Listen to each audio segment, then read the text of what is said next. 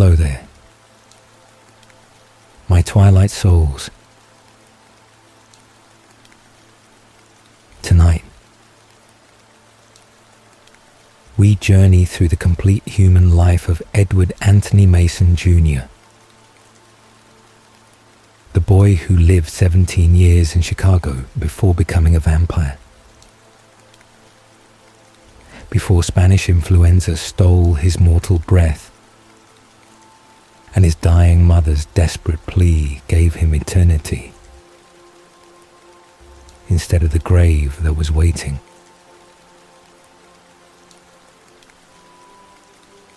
Edward Mason was born with music in his soul and brilliance in his mind. Raised by parents who adored him and cultivated him, and dreamed of futures he would never see as the human boy he was meant to remain. I really don't like asking this, guys, but if you're enjoying these videos,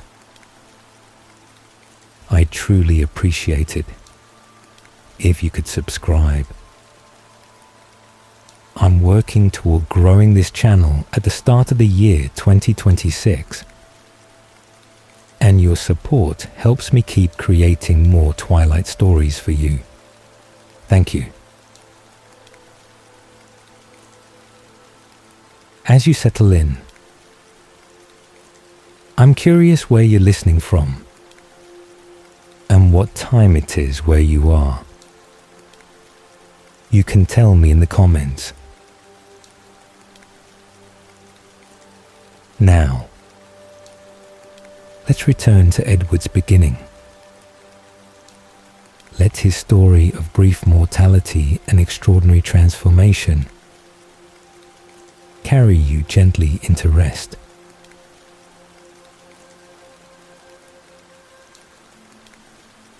Edward Anthony Mason Jr. was born on the 20th of June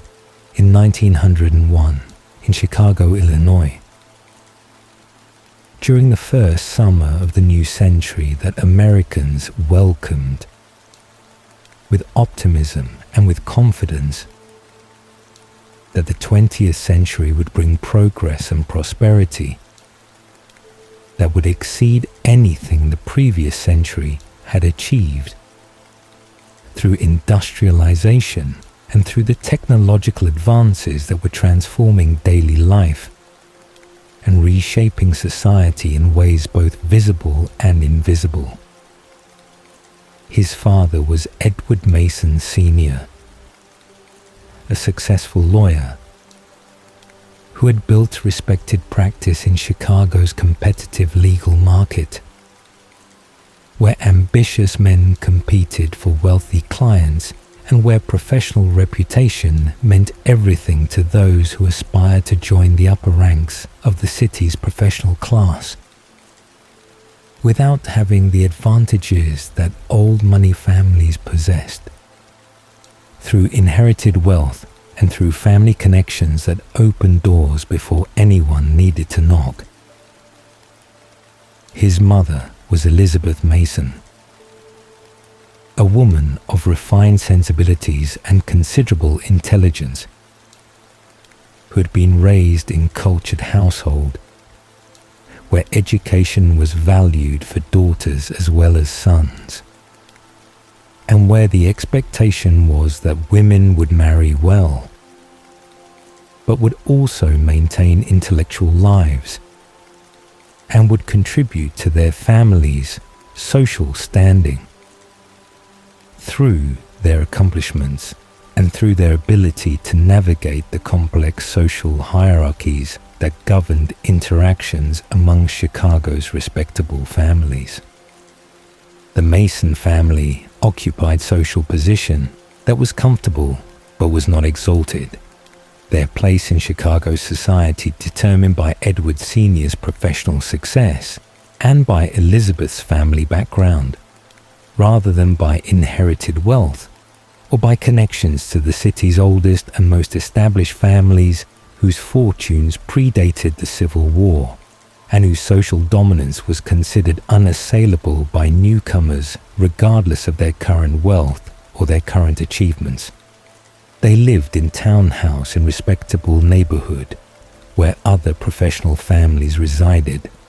the area characterized by tree-lined streets and by well-maintained homes that were substantial without being ostentatious, and that reflected the prosperity of families who had earned their positions through professional accomplishment, rather than through inheritance or through the kind of spectacular business success that created new fortunes and created new social dynasties. The Mason home was modest by the standards of Chicago's wealthiest families, but was comfortable and was well appointed with furnishings that reflected Elizabeth's taste and reflected the family's desire to present themselves as cultured people who valued quality and valued refinement over mere display of wealth. Edward Sr. and Elizabeth's marriage was partnership based on genuine affection and on intellectual compatibility that was unusual for their time and for their social class, where marriages were often arranged for practical considerations and where love was pleasant addition rather than being foundation of union between families who were negotiating alliances and combining resources. They had married somewhat later than was typical for their generation. Edward Sr., having established his practice before seeking wife, and Elizabeth having been selective about accepting proposals because she valued intelligence and valued character more than she valued wealth or social position. When those qualities existed, without the personal attributes that would make marriage partnership rather than making it transaction. Their union was happy in ways that were apparent to anyone who observed them together, their conversations revealing mutual respect and revealing shared interests that went beyond the superficial topics that often characterized interactions between married couples whose relationships were built on duty rather than being built on genuine connection. Elizabeth's difficulty conceiving was source of private sorrow that she discussed only with her husband and with her closest confidants, the years passing after their marriage without the pregnancy that they both desired and that society expected from young couples whose families were waiting for grandchildren and whose social circles considered childlessness to be tragedy or to be indication of some failure or some deficiency that polite people would not mention directly but would discuss in whispered conversations when the childless couple was not present to hear the speculation and the pity. She experienced multiple miscarriages during the early years of her marriage, each loss bringing grief that was compounded by the knowledge that another failure would make future pregnancy more difficult and would make the arrival of healthy child seem increasingly unlikely as the years accumulated. And as Elizabeth moved from her 20s into her 30s, when female fertility was considered to decline,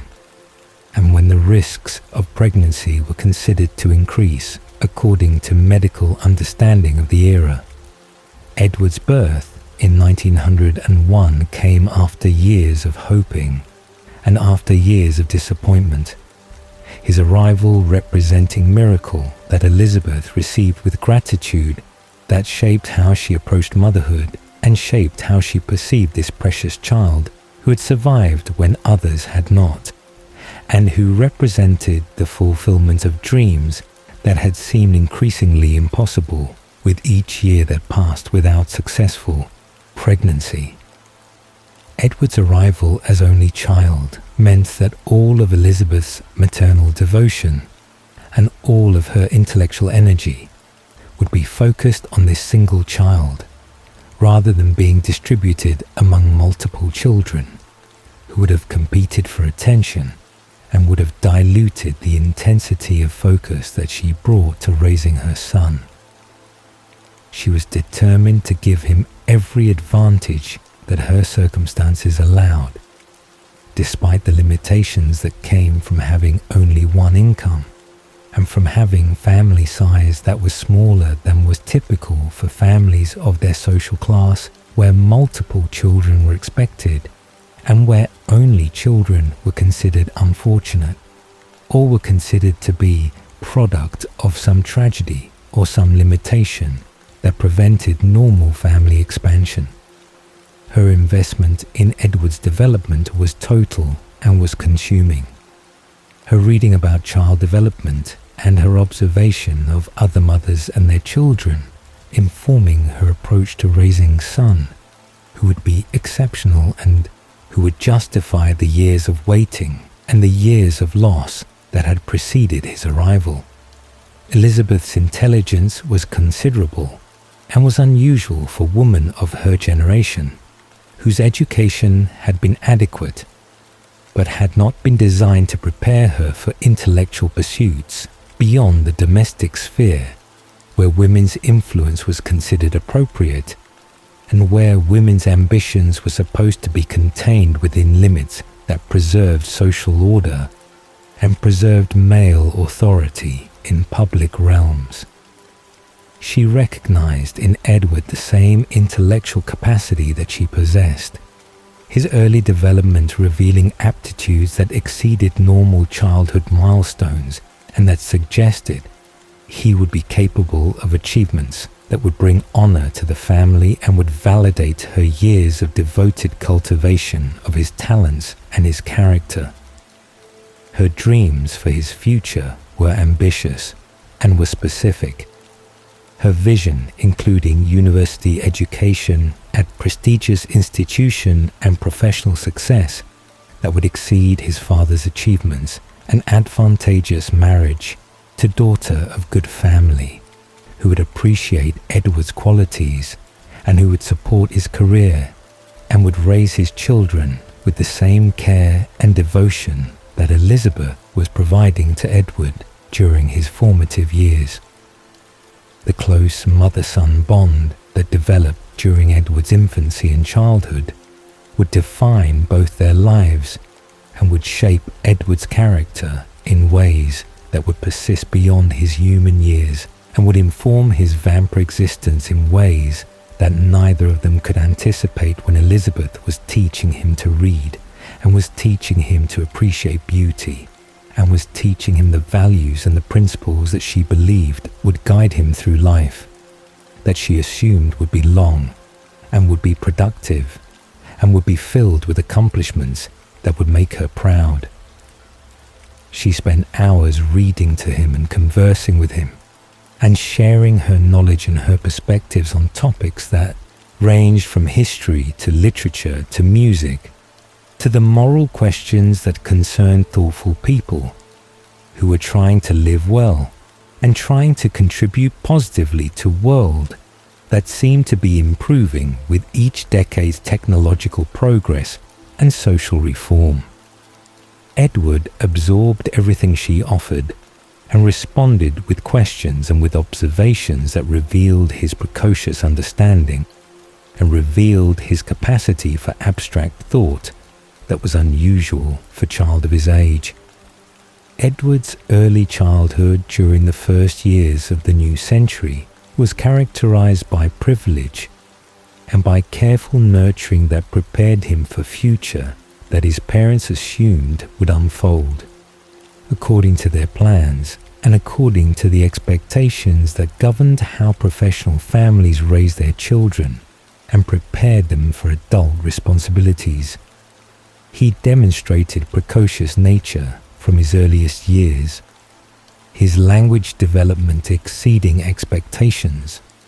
and his vocabulary including words and concepts that children his age typically could not comprehend or could not use appropriately in conversation.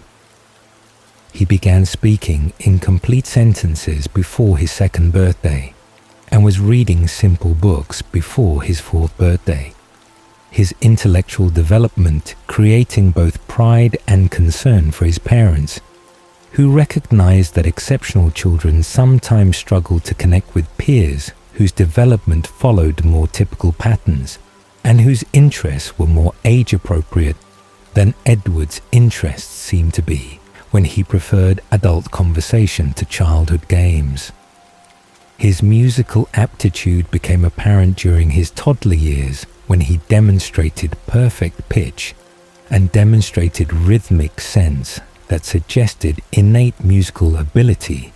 rather than learned skill. He was drawn to piano sounds whenever he heard them, his attention focusing completely on music in ways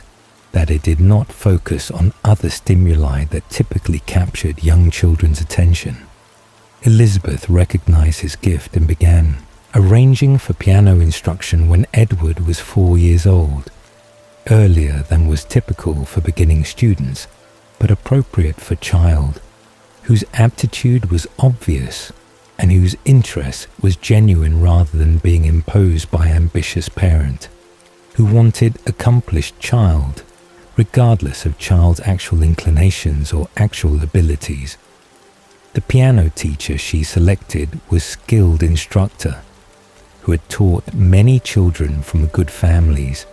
and who recognized immediately that Edward was an exceptional student whose potential exceeded anything that ordinary talent and ordinary dedication could achieve. Edward's relationship with his father was characterized by respect and by affection, but was less intimate than the bond he shared with his mother, whose constant presence and whose intellectual engagement made her his primary companion and his primary influence during his early years. Edward Sr. loved his son and was proud of his son's accomplishments, his hopes for Edward's future including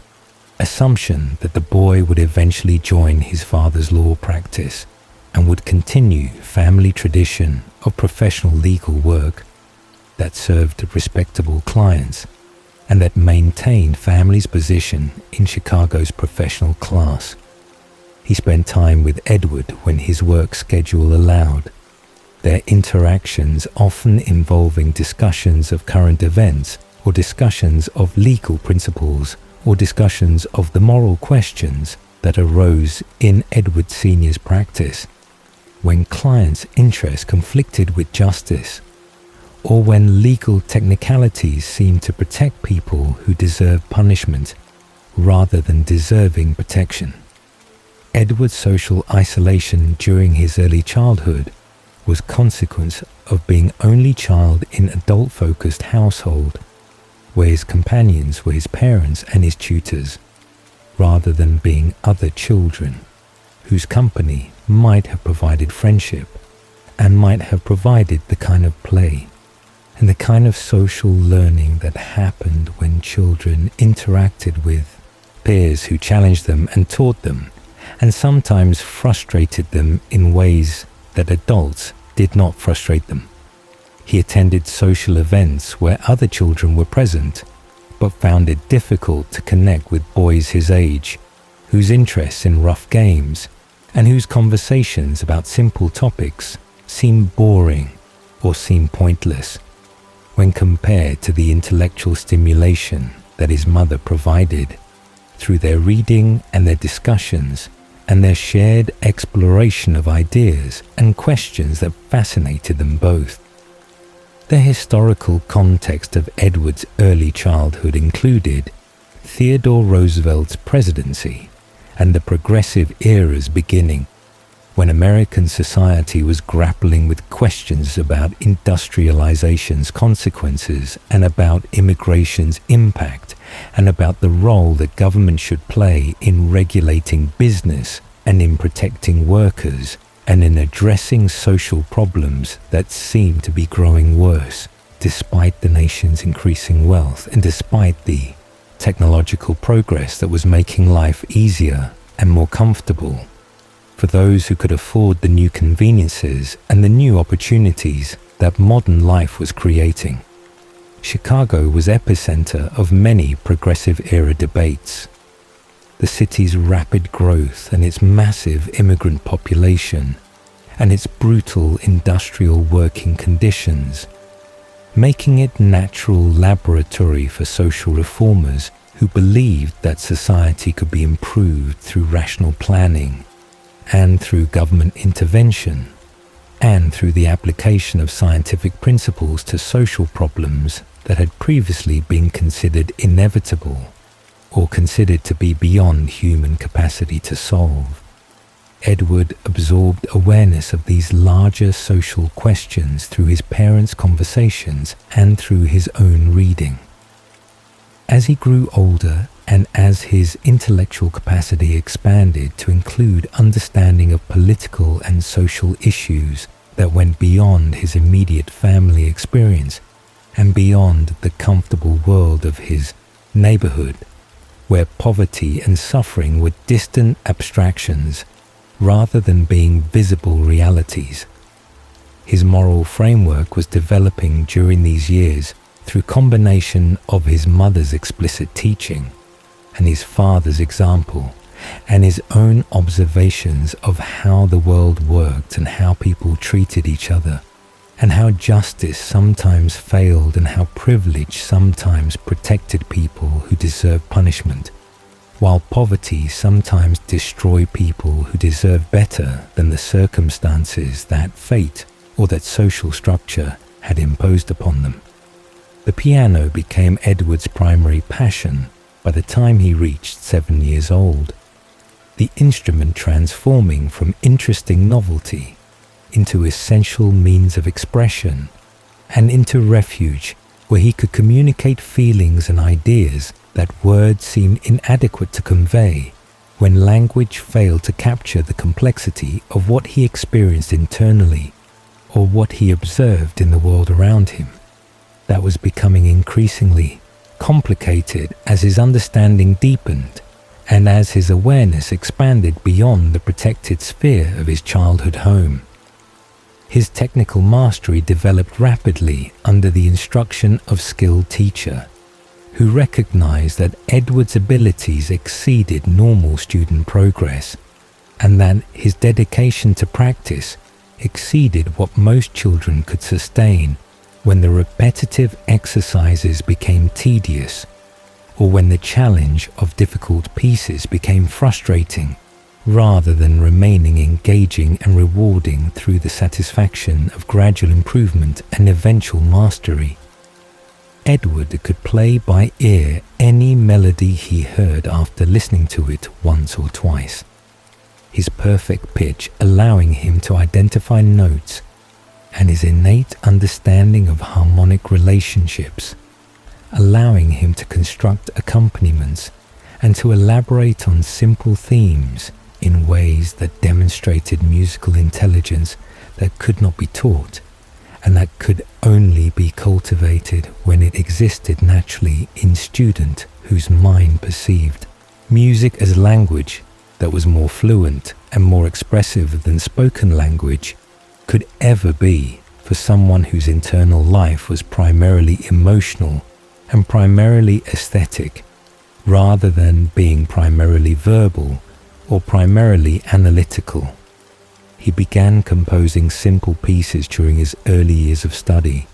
his creations derivative and unsophisticated, but revealing his grasp of musical structure and revealing his desire to create beauty rather than simply reproducing beauty that others had created and that he could perform with technical precision, but without the personal investment that came from bringing his own musical ideas into existence through the process of composition, that required imagination and required courage to commit ideas to paper where they could be judged and could be found wanting. Elizabeth's encouragement of his musical education was unwavering and was financially significant. The cost of quality instruction and the cost of maintaining properly tuned piano, representing substantial investment for family whose income was comfortable but was not unlimited, and whose budget required careful management, when professional income could fluctuate with economic conditions and with the availability of clients who needed legal services and who could afford to pay fees that supported professional lifestyle. She believed that Edward's musical gift was precious and was worth cultivating regardless of the cost. Her conviction that music would enrich his life and would provide him with means of expression and with source of solace during difficult times, justifying the sacrifices that she made to ensure that he received best possible instruction and that he had access to sheet music and to concert performances that would expose him to great works and would inspire him to pursue excellence in his own playing and in his own compositions as he matured and as his technical abilities and his emotional depth developed together. His performances at family gatherings and at small recitals and at church events brought pride to his parents and brought pleasure to audiences who recognized that they were hearing exceptional young musician whose abilities exceeded amateur accomplishment and whose future might include professional musical career if he chose to pursue that path, rather than pursuing the professional career in law that his father assumed Edward would eventually choose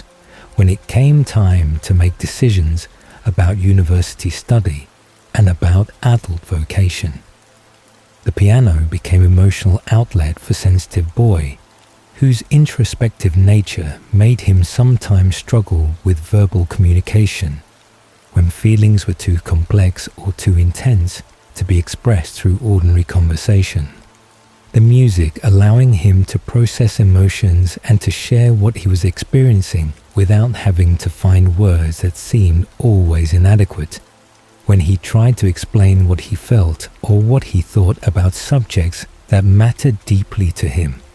but that other people seemed to find less important or less interesting than he found them. The classical composers he studied included Debussy and Chopin and Beethoven and Mozart, their works representing different approaches to musical expression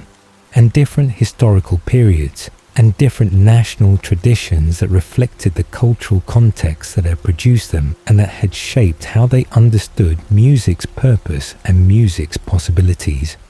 Edward responded most strongly to romantic composers whose emotional intensity and whose technical demands matched his own temperament and matched his developing abilities.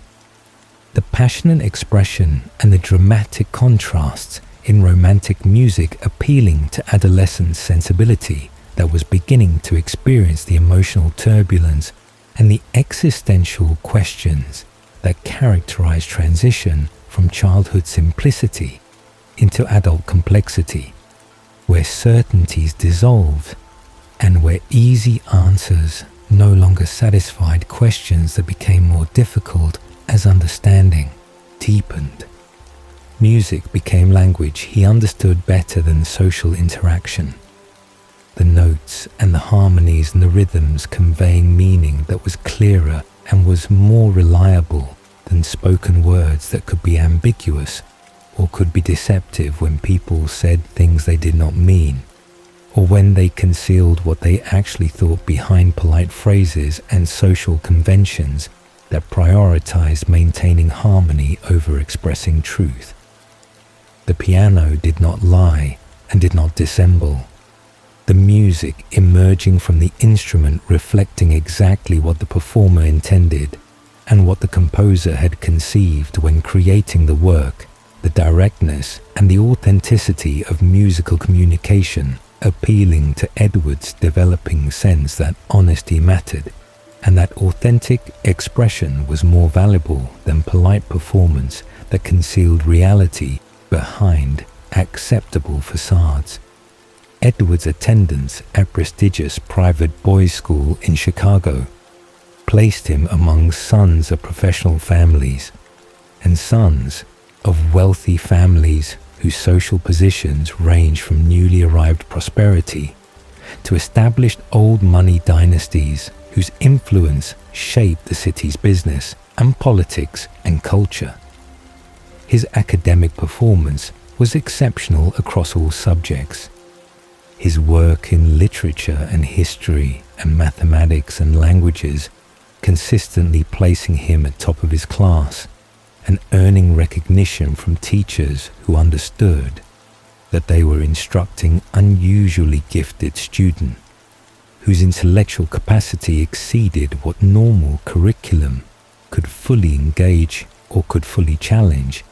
when he completed assignments quickly and grasped concepts immediately, while other students struggled with material that Edward found straightforward and found obvious once it was explained,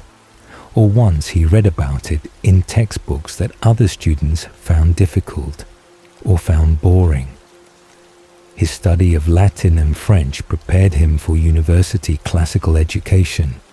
that was expected for young men of his social class who aspired to professional careers or who aspired to positions of cultural influence. Where knowledge of classical languages and classical literature was considered mark of educated person and was considered necessary foundation for understanding Western civilization and for participating in intellectual discourse at highest levels. Edward excelled at languages as he excelled at everything academic. His facility with grammar and his capacity for memorization and his understanding of how languages worked as systems of communication, making him natural linguist who could have pursued additional languages if time had permitted, and if curriculum had offered opportunities beyond the standard Latin and French that all serious students were expected to master. His difficulty connecting with peers became more pronounced as he moved through his school years. The intellectual gap between Edward and most of his classmates, creating social distance that was exacerbated by his maturity difference and by his preference for solitude over the group activities and the competitive games that other boys enjoyed, and that served as primary means of social bonding among adolescent males, whose friendships were built through shared physical activities and through shared interests in sports and in other pursuits, that Edward found less engaging than reading or practicing piano, or thinking about questions that fascinated him, but that other boys seemed to find irrelevant or seemed to find pretentious when Edward tried to discuss them and receive responses that made clear his interests were not shared and were not welcome in conversations that were supposed to be light and were supposed to be entertaining rather than being serious or being intellectually demanding. Being labelled as odd or as too serious by other boys was painful for Edward, who wanted acceptance and wanted friendship, even though he could not force himself to be interested in topics that bored him and could not force himself to participate enthusiastically in activities that seemed pointless or seemed juvenile when he had already moved beyond the developmental stage where such activities would have been genuinely engaging and genuinely satisfying. He formed few close friendships during his school years, most of his social connections being superficial relationships based on proximity and based on shared classes, rather than being based on genuine mutual interest or genuine understanding between friends who knew each other deeply and who trusted each other with thoughts and feelings that were too private or too vulnerable to share with acquaintances or with the broader peer group that would judge or would mock what they did not understand. His preference for adult conversation and for intellectual discussion made him seem older than his years and made him seem strange to peers who were comfortable being adolescents and who were not eager to rush toward adult responsibilities or adult concerns when childhood and adolescence offered freedoms and offered pleasures that adulthood would not permit or would not provide. Teachers recognized Edward as exceptional student and wrote recommendations for university preparation that emphasized his intellectual abilities and his character and his potential to excel at highest levels of academic achievement if he chose to pursue scholarly path, or if he chose to enter professions that required extensive education and required sophisticated understanding of complex subjects that ordinary intelligence could not master and that ordinary dedication could not sustain through years of demanding study. The historical context of Edward's boyhood included the sinking of the Titanic in April of 1912, when Edward was 10 years old, the disaster shocking the world and shattering assumptions about technological progress and about human mastery over nature when the unsinkable ship had sunk on its maiden voyage and had killed over 1,500 people, whose deaths seemed to suggest that confidence in modern engineering and in modern safety measures might be misplaced or might be premature when even the most advanced technology could fail catastrophically, when conditions overwhelmed design specifications, or when human error introduced factors that designers had not anticipated. Edward followed the news of the disaster and absorbed the lessons about hubris and about the limits of human control over circumstances that could destroy lives and could destroy dreams regardless of wealth or status or careful planning. The approaching tensions in Europe that would eventually explode into World War I were visible to those who paid attention to international news during Edward's early adolescent years. The alliance systems and the imperial rivalries and the arms races, creating situation that many observers recognized as dangerous and recognized as potentially catastrophic. If the fragile peace that had existed since the Franco-Prussian War should collapse and should give way to general European conflict that would draw in all the major powers and would likely spread beyond Europe to affect colonies and to affect nations throughout the world, whose economies and whose political systems were connected to European stability. Edward's physical development during his early teenage years transformed him from child into young man, whose appearance began to reflect the maturity that his intellectual and emotional development had achieved earlier than his body had achieved. When he had been brilliant child in child's body that did not match his internal experience or his actual capabilities. He grew tall and grew lean, his frame developing the proportions that would characterize his appearance for the rest of his existence when transformation would freeze his body at 17 and would preserve forever the physical form that he inhabited during his final human year. His bronze hair and his green eyes and his fine features created appearance that was handsome without being remarkable by normal human standards. His attractiveness apparent, but not overwhelming when compared to the supernatural beauty that vampire transformation would create through the enhancement process that magnified whatever physical appeal existed and created appearance designed to attract human prey through beauty that overcame caution and overcame self-preservation instincts. He was not particularly aware of his appearance and was not particularly interested in how others perceived him physically. His focus on intellectual pursuits and on musical development, leaving little attention for concerns about fashion or about physical presentation beyond basic grooming and appropriate dress that met social expectations without requiring extensive effort or extensive thought about how to maximize attractiveness or how to use appearance strategically to achieve social goals. Elizabeth's continued influence on his character formation during his adolescent years emphasized moral principles and emphasized duty, and emphasized the importance of using his gifts responsibly and using his advantages to help others,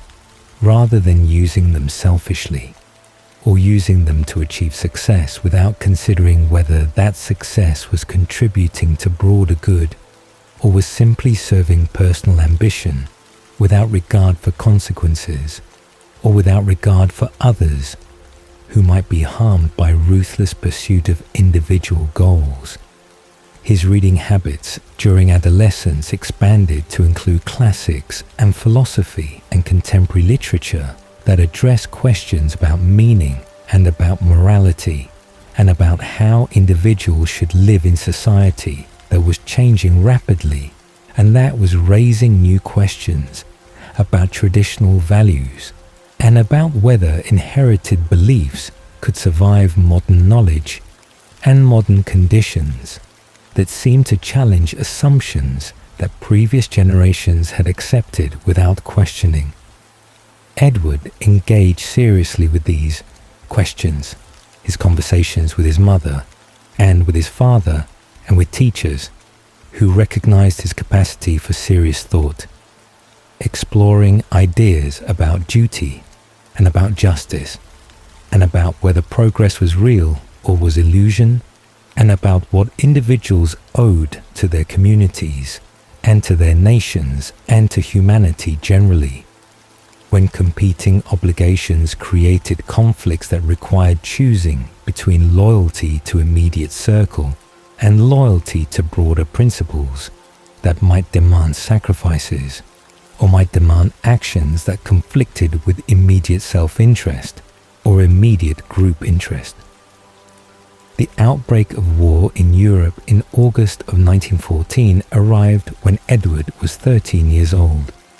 The assassination of Archduke Franz Ferdinand in Sarajevo in late June, cascading through the alliance systems and through the diplomatic failures and through the mobilization schedules that transformed localized crisis into continental catastrophe that would eventually become global conflict drawing in nations from every inhabited continent and killing millions of people whose deaths would reshape the political map and would destroy empires and would shatter the optimism that had characterized the pre-war era when Europeans had believed that progress was inevitable and that civilization had advanced beyond the barbarism that had characterized earlier centuries. The American reaction to war's outbreak combined shock at the scale and speed of mobilization with relief that the Atlantic Ocean separated the United States from the fighting, and with determination to maintain neutrality that President Woodrow Wilson articulated as official policy, even as various groups within American society argued for supporting one side or the other, based on ethnic loyalties, or based on economic interests, or based on ideological commitments to democracy, or to other political principles that seemed to be at stake in conflict, whose causes were complex,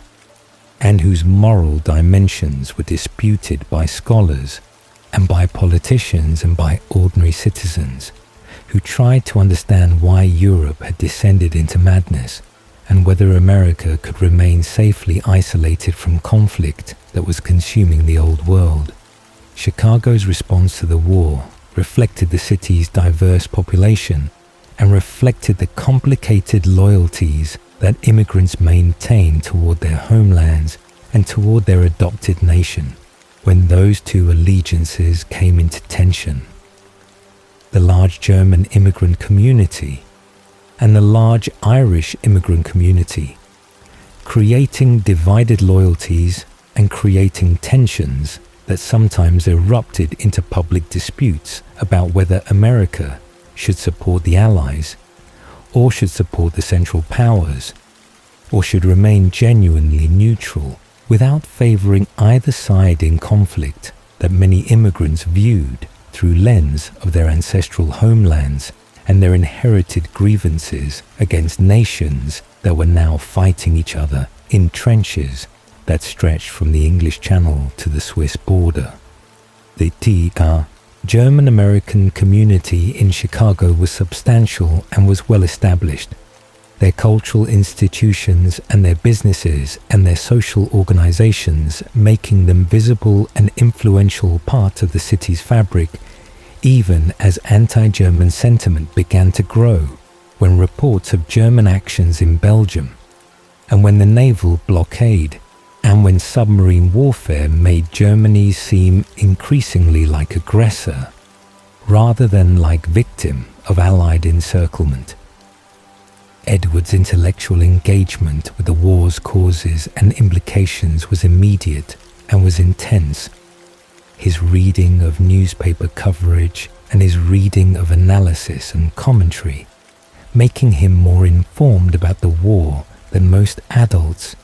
whose understanding was limited to headlines and whose opinions were shaped more by emotional reactions or by ethnic loyalties than by careful consideration of the complex factors that had produced the catastrophe that was destroying European civilization and was creating humanitarian disaster whose scale exceeded anything that modern world had experienced. He followed the military campaigns and understood the strategic situation better than his age would suggest. His capacity for absorbing information and his capacity for analyzing complex situations, allowing him to grasp why the initial German offensive had failed and why the war had settled into stalemate and why neither side could achieve breakthrough that would restore mobile warfare and would create opportunity for decisive victory. His discussions with his father about international law and about neutrality and about preparedness explored questions that were dividing American political leadership and American public opinion as the war continued month after month without resolution and without signs that either side could achieve decisive victory that would end the stalemate and would restore peace to Europe that was destroying itself through industrialized warfare whose casualties exceeded anything that previous wars had produced and whose costs in blood and treasure seemed to be escalating without limit as nations committed more resources and more men to conflict that consumed everything that was fed into it, without producing results that justify the sacrifice. Edward Sr.'s legal training made him appreciate the complexity of neutrality questions and the difficulty of maintaining impartial stance when American economic interests were increasingly tied to Allied success through loans and through trade, and when German submarine warfare was threatening American shipping and American lives in ways that made genuine neutrality practically difficult, even when it remained official policy that Wilson defended, and that majority of Americans still supported despite growing sympathy for the Allies and growing anger at German methods. Elizabeth's anxiety about potential American involvement in the war intensified as months became years, and as the conflict showed no signs of ending through negotiated settlement or through military victory that would be decisive enough to convince the losing side to accept peace terms that would restore stability and would prevent future conflicts. Her fear was not abstract concern about distant events, but was personal terror that American entry into the war would mean conscription and would mean that Edward might be sent to fight in France, where young men were dying in numbers that seemed incomprehensible when casualty lists were published, and when the death toll mounted into the hundreds of thousands and then into the millions without producing military results that seemed to justify the sacrifice or that seemed to bring either side closer to victory that would end the slaughter. she watched Edward growing toward military age with dread that increased each year. Her awareness that he was approaching 17 and then 18, making every news report about the war feel personal and feel threatening in ways that earlier news had not felt threatening when Edward had been child, who was safely distant from military service and safely removed from the possibility that he might be called upon to fight and to risk death in trenches that devoured young men and return their bodies to grieving families who had sacrificed their sons to war, whose purposes seemed increasingly unclear as the fighting continued. Edward's evolving political consciousness and his developing idealism made him respond to the war with mixture of horror at the carnage and fascination with the historical significance and growing sense that America might have moral obligation to intervene on behalf of democracy and civilization against German militarism that seemed to threaten values that Edward had been raised to believe were worth defending and were worth fighting for if defense required fighting, rather than simply requiring diplomatic protests or economic pressure that seemed inadequate when fundamental principles were at stake. His thoughts about the war became more personal as he aged, and as he began to imagine himself as potential participant rather than as distant observer. The abstract questions about international law and about moral obligations transforming into concrete questions about what he would do if America entered the war, and if he had opportunity or obligation to serve his country in his hour of need when other young men were volunteering, and when duty seemed to call those who were capable and who were willing to risk everything for cause that seemed just and seemed necessary. The sinking of the Lusitania in May of 1915, when German submarine torpedoed British passenger liner, killing nearly 1,200 people, including 128 Americans, shocked the nation and created crisis that brought America closer to war, even though Wilson managed to maintain neutrality through diplomatic protests and through German concessions that temporarily resolved the immediate crisis without requiring American military response that might have escalated situation into full-scale war. Edward was 14 when the Lusitania sank,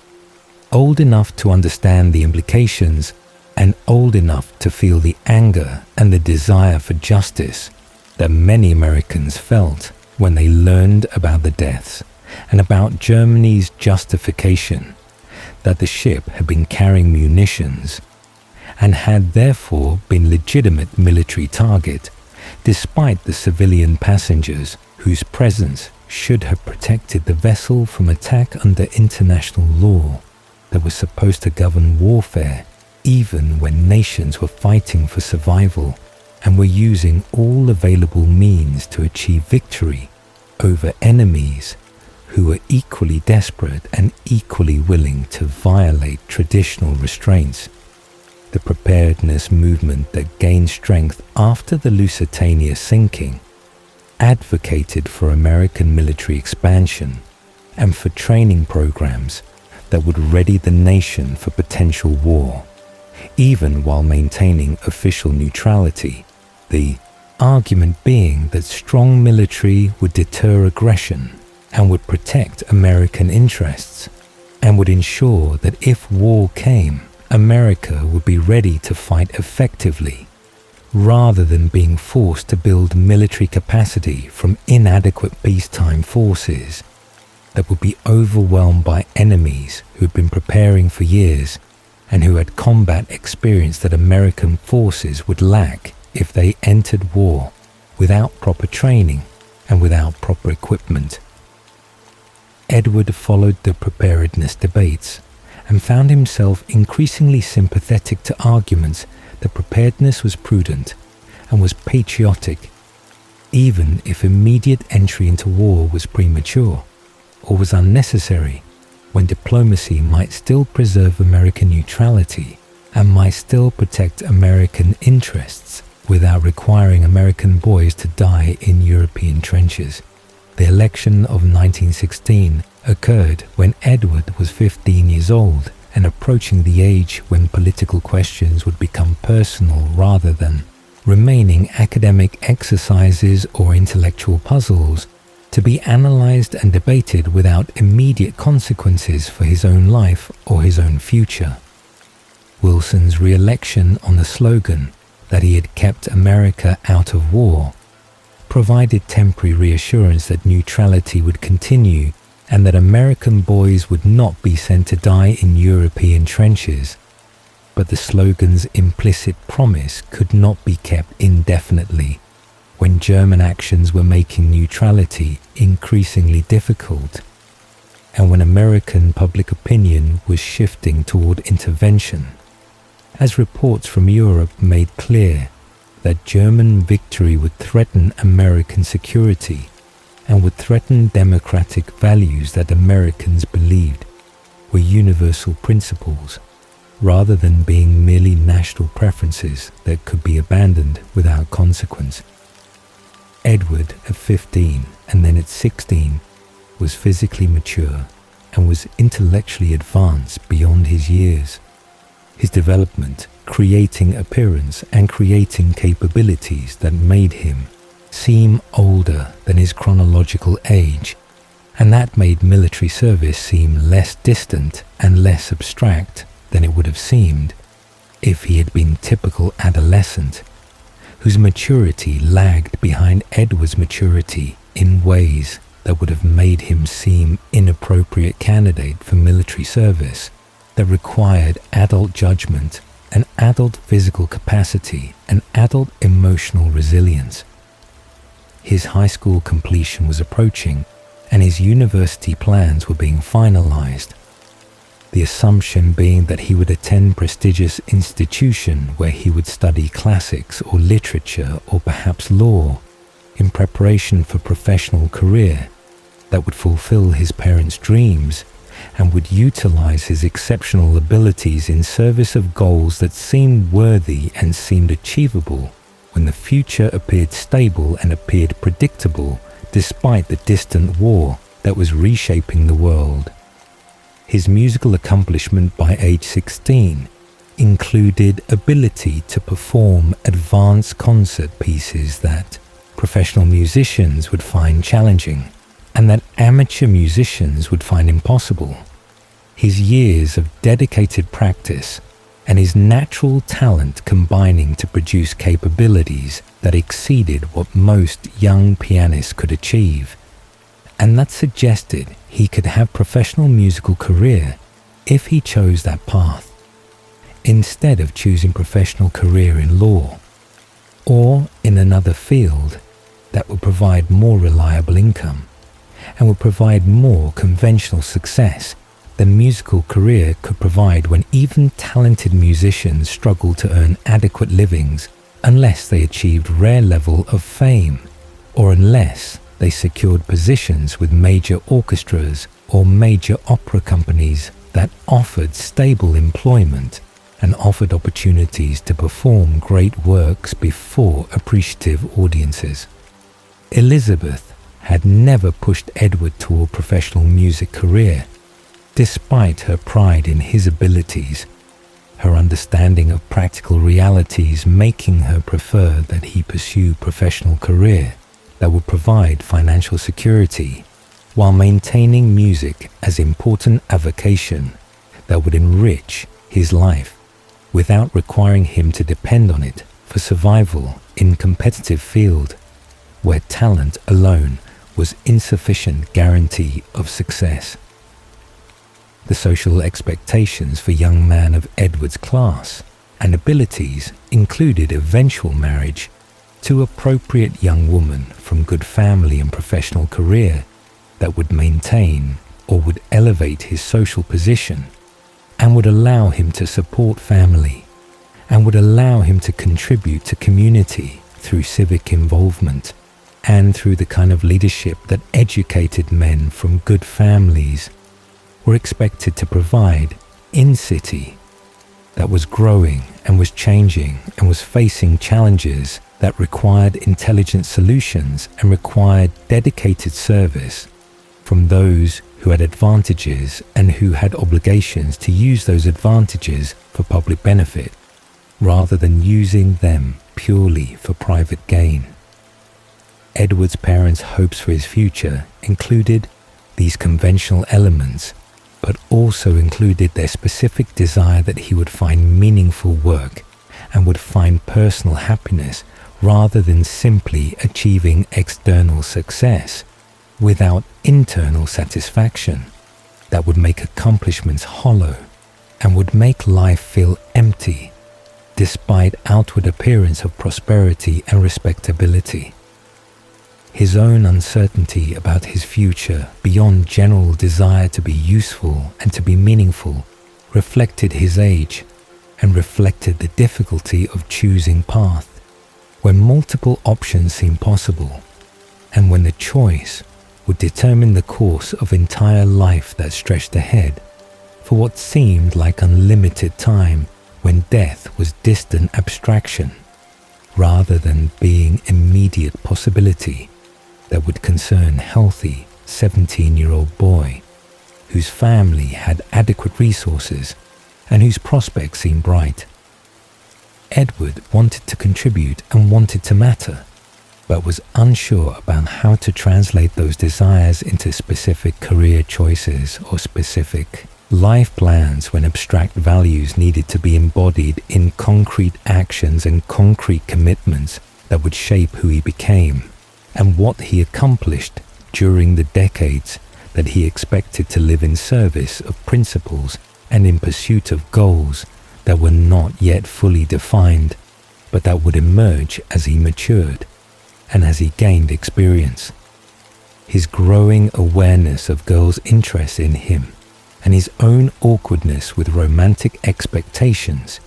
created social complications that he found frustrating and found confusing when he did not understand the rules and did not understand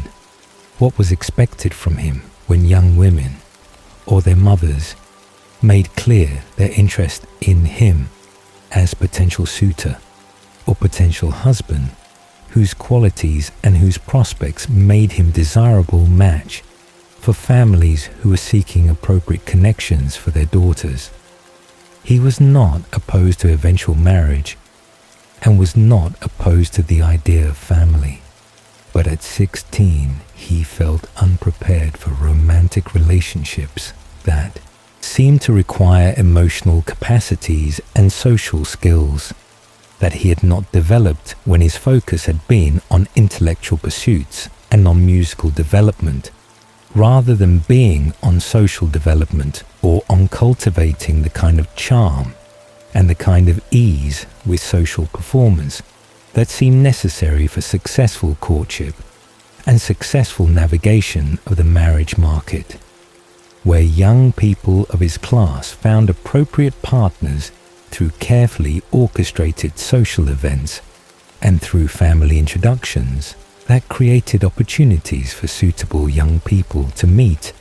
and to form attachments that would lead to marriages that satisfied both personal desires and family expectations.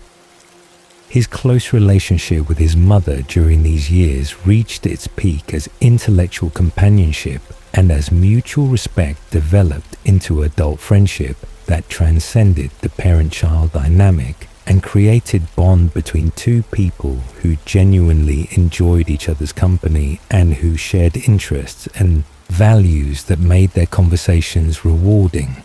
and made their time together precious to both of them. Elizabeth recognized that Edward was becoming an independent young man who would soon leave for university and would eventually establish his own household and his own life separate from his parents. Her awareness of approaching separation making her treasure the time they still had together, and making her more intentional about sharing what she wanted him to know and what she wanted him to remember about her values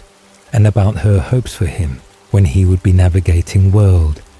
without her daily guidance and without her immediate presence to support him and to advise him. Edward Sr.'s health had been robust during Edward's childhood, but began to show signs of decline during Edward's teenage years. Heart problems that were minor initially, but that worried Elizabeth, and that made her more aware of mortality, and more aware that time was precious and that family should be appreciated while everyone was still together and still healthy. The heart condition was managed through rest and through moderation and through avoiding excessive stress. But the reality was that medical science in the early 20th century had limited ability to treat cardiac problems and limited ability to prevent progression of disease that would eventually claim Edward Sr.'s life, though no one knew when that would occur or how much time remained. The last normal Christmas in 1916 was celebrated with family traditions that had been established over years of Edward's childhood. The decorations and the music and the special foods, creating atmosphere of warmth and creating sense of continuity with past celebrations that connected present to memory and that created feeling of belonging to something larger than individual experience.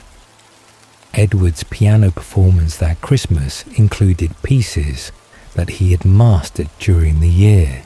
and included Christmas carols that the family sang together in tradition that Elizabeth cherished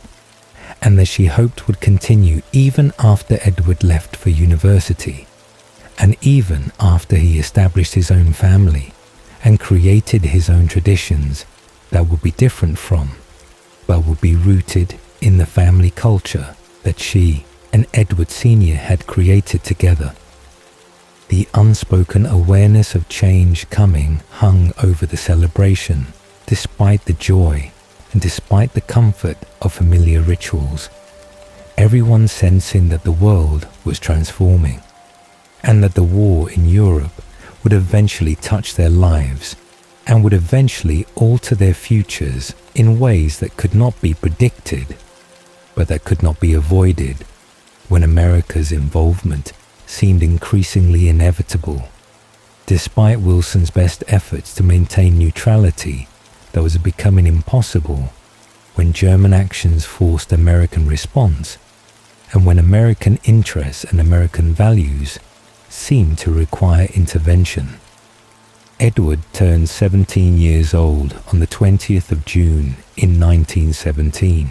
his birthday arriving 3 months after America had entered the Great War, and 3 months after the world had changed in ways that made his future uncertain, and made his plans contingent on decisions that had not yet been made, but that would determine whether he would attend university or whether he would enlist in the military and would join the millions of young men who were already fighting in France and who were dying in numbers that seemed incomprehensible to civilians who read casualty reports without fully grasping what those numbers meant in terms of individual lives ended and families destroyed and futures erased by bullets and shells and gas that killed indiscriminately and efficiently in ways that made modern warfare fundamentally different from conflicts of previous generations. His graduation from high school occurred with highest honors, his academic record placing him at the very top of his class and earning him recognition from teachers who had watched him excel across his years of study and who had written recommendations that emphasized his exceptional abilities and his strong character and his potential to achieve distinction in whatever field he chose to pursue when his education continued at university level. The university acceptance letters had arrived during the spring.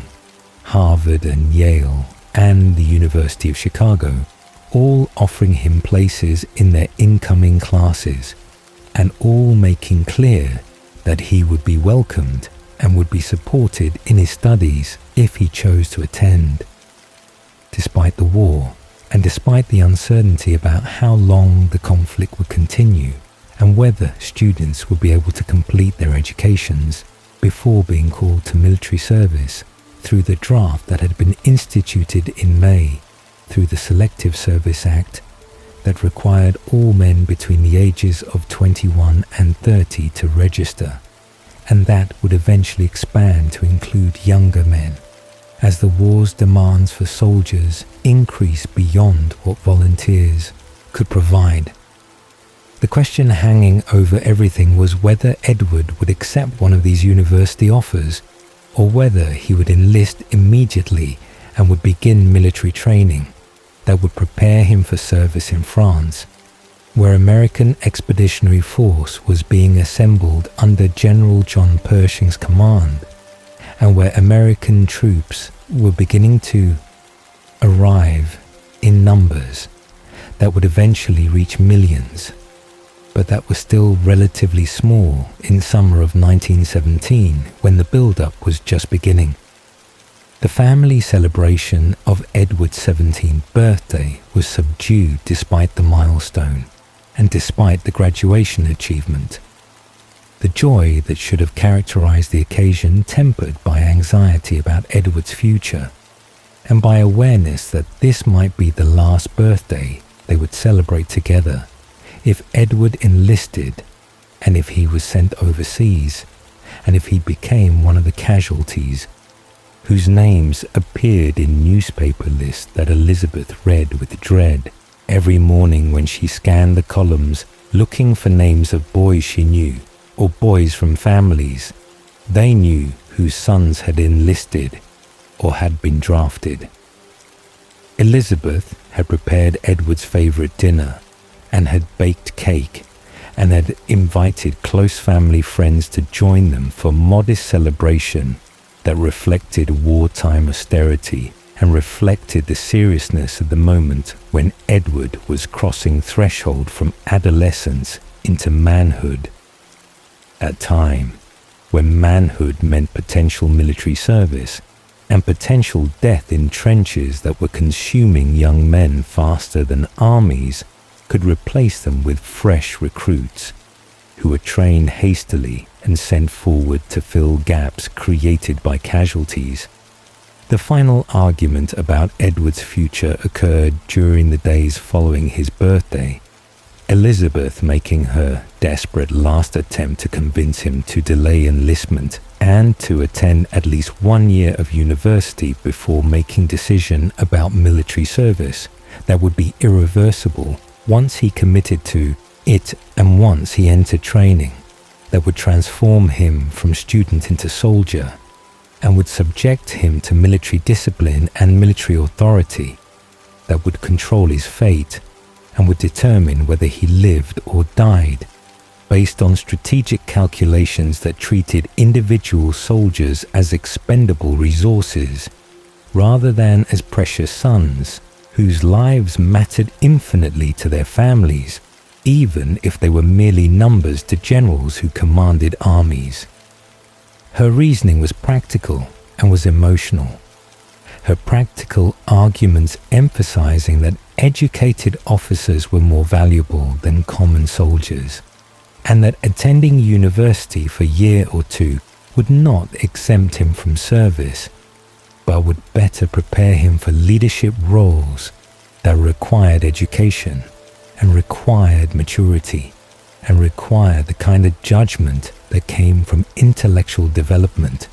that university would provide. Her emotional arguments were more direct and more painful. Her admission that she could not bear to lose him so soon after losing years of his childhood to his growing independence, and her fear that if he enlisted immediately, she might never see him again, when other mothers were receiving telegrams informing them of their sons' deaths, and when the war showed no signs of ending quickly enough, that he would return safely before years had passed, and before he had been exposed to dangers that might claim his life despite his abilities and despite his potential. Edward Sr.'s position was more measured and was more conflicted.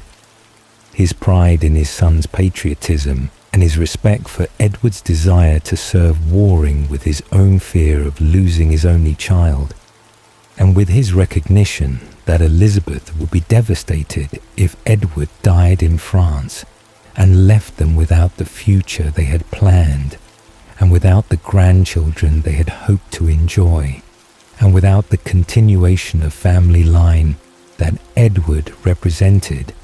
as their only offspring, whose death would mean the end of the Mason family, as they knew it. He told Edward that he would respect whatever choice Edward made. His belief in individual autonomy and his belief in duty, making him unable to forbid Edward from enlisting, even though he could have used parental authority to prevent or delay the decision when Edward was still 17, and when parental permission would be required for enlistment of minor, who had not yet reached age of legal majority, that would come when Edward turned 18 the following June.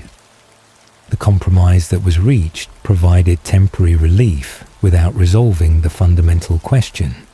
Edward agreeing to defer university enrollment for 1 year and to enlist in the fall if the war continued, and if American involvement seemed likely to persist long enough that his service would be meaningful rather than arriving after the conflict had already ended through Allied victory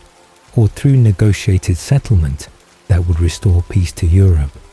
The agreement allowed Elizabeth to believe that she had bought time and had created possibility that the war might end before Edward had to enlist,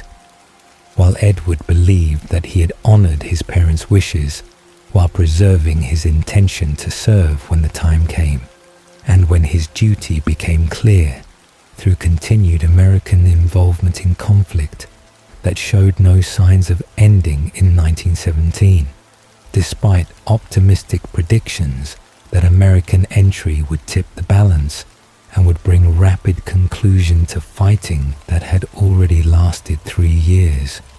The relief that summer remained before major life changes was palpable in the household. Everyone trying to enjoy the time together and trying to pretend that normalcy was possible when the world was at war and when their future was uncertain, and when every day brought news of battles and casualties that made the war feel closer and made the threat to Edward's life feel more immediate, even though he was still in Chicago and still safe from the dangers that soldiers faced in France. Chicago's summer of 1917 was characterized by heat and by humidity that made the city uncomfortable and made escape to Lake Michigan beaches attractive for those who could afford the time and could afford the transportation to the shore, where breezes provided relief from the oppressive temperatures that turned brick buildings into ovens and turned streets into rivers of heat that radiated from pavement and from stone facades that absorbed sunlight during the day and released it slowly during night hours that brought little cooling. Edward spent time at the lake with his family, the outings providing temporary escape from war news and providing opportunity to enjoy simple pleasures that seemed more precious when the future was uncertain, and when every moment together might be among the last they would share if circumstances changed, and if Edward's plans to enlist came to fruition in the fall, when his compromise with his parents would expire, and when he would be free to make his own choice about his future. The water was cold even in summer, but was refreshing after the heat of the city, the swimming and the walking along the shore creating memories that Edward would preserve perfectly in his vampire mind. when transformation gave him total recall of every moment and every sensation from his human life, including these last peaceful days with his parents before everything changed. The war was omnipresent despite attempts to maintain normal summer routines, recruiting posters appearing on every corner with images of stern Uncle Sam pointing and demanding that young men do their duty and enlist to make the world safe for democracy,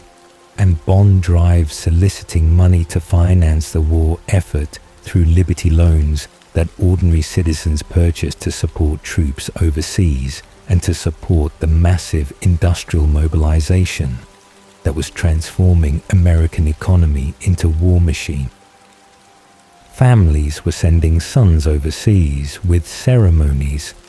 that combined pride and grief in ways that revealed the complicated emotions that Americans felt about the war that they supported, but that they also feared for its cost in lives and for its impact on families who would lose fathers and sons and brothers to conflict that seemed necessary, but that also seemed horrifyingly wasteful when the casualties mounted and when the military progress seemed minimal, despite the blood that was being spilled in battles, whose names became familiar through repetition in newspapers. Edward followed the news obsessively, his reading about American troops' arrival in France and about their initial training, and about their gradual integration into the Allied war effort, making him more determined to join them, and making the delay until fall seem longer and seem more frustrating when other young men were already serving and were already fighting and were already dying for cause that Edward believed in and wanted to support through his own service, rather than through remaining safely at home while others took risks that he was unwilling to ask them to take without sharing those risks himself. His preparation during the summer included physical fitness training that he undertook independently, his recognition that military service would require physical endurance and physical strength, motivating him to improve his conditioning through running and through calisthenics and through other exercises that would prepare him for the demands of training camp and for the demands of combat if he survived training, and if he was sent to France to fight in trenches, where physical fitness could mean the difference between survival and death, when soldiers had to carry heavy equipment and had to endure harsh conditions. The conversations with peers who had enlisted or who had been drafted provided Edward with information about what to expect and provided him with sense of the transformation that military service created when young men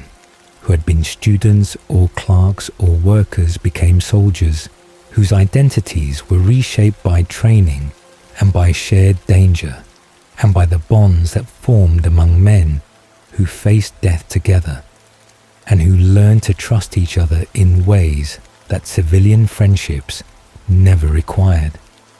Some of the young men Edward knew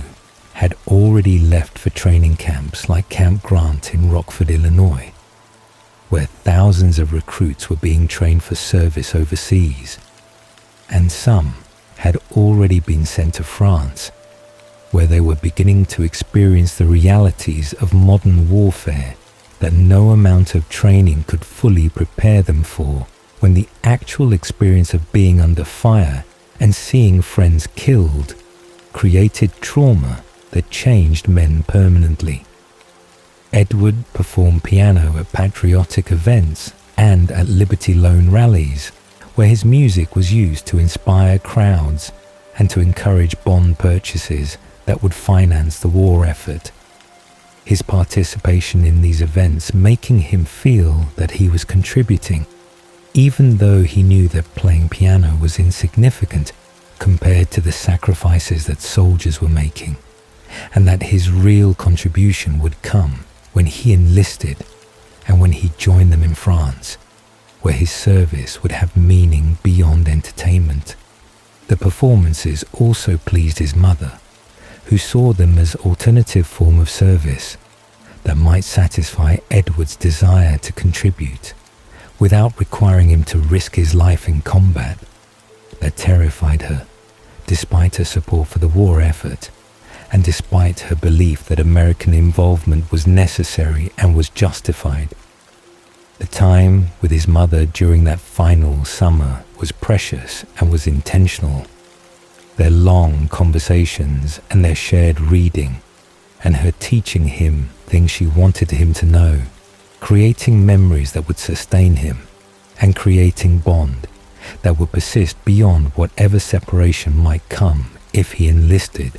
and if he went to war.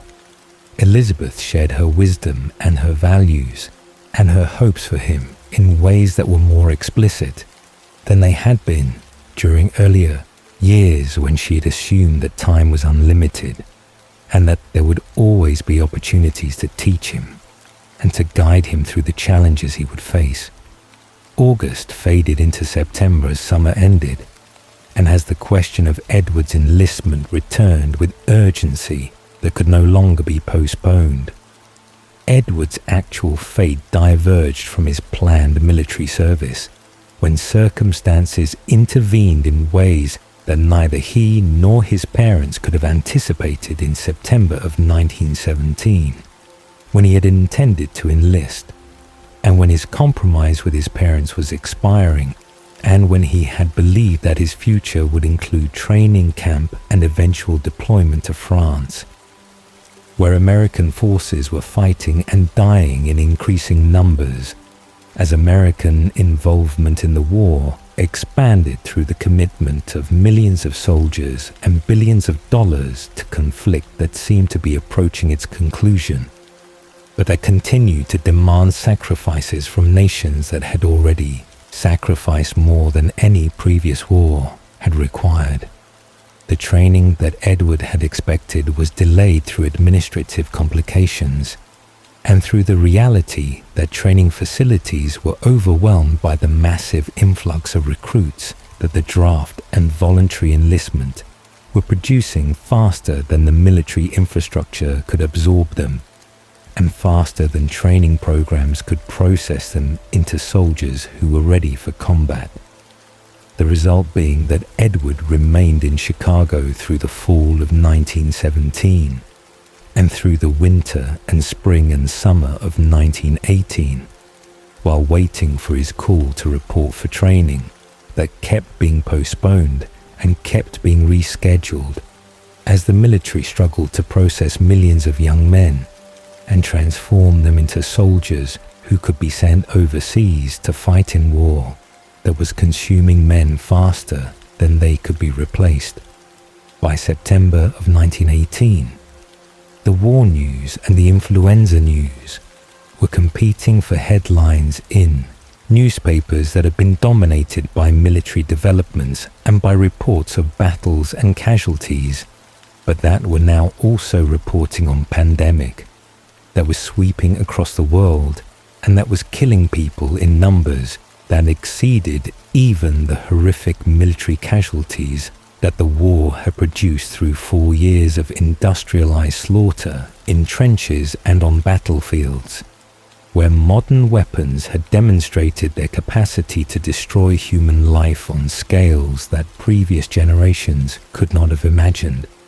The Spanish influenza's arrival in the United States had occurred during the spring in Boston and on the East Coast, where it had spread rapidly through military camps where soldiers lived in close quarters that facilitated transmission, and through civilian populations that had no immunity to this particular strain of virus and no protection against infection that could progress from first symptoms to death within hours or days, depending on individual immune response and depending on complications that developed. The disease moved westward across the continent toward cities like Chicago, where public health officials watched the pandemic's approach with growing alarm and with recognition that they had limited tools to combat viral pandemic, when medical science did not understand how influenza spread beyond general knowledge that it involved some kind of contagion, and did not have vaccines or treatments that could prevent infection or could cure those who became ill beyond supportive care, that helped patients survive long enough for their immune systems to fight off the virus if they were strong enough and lucky enough to avoid the complications that killed even healthy young people.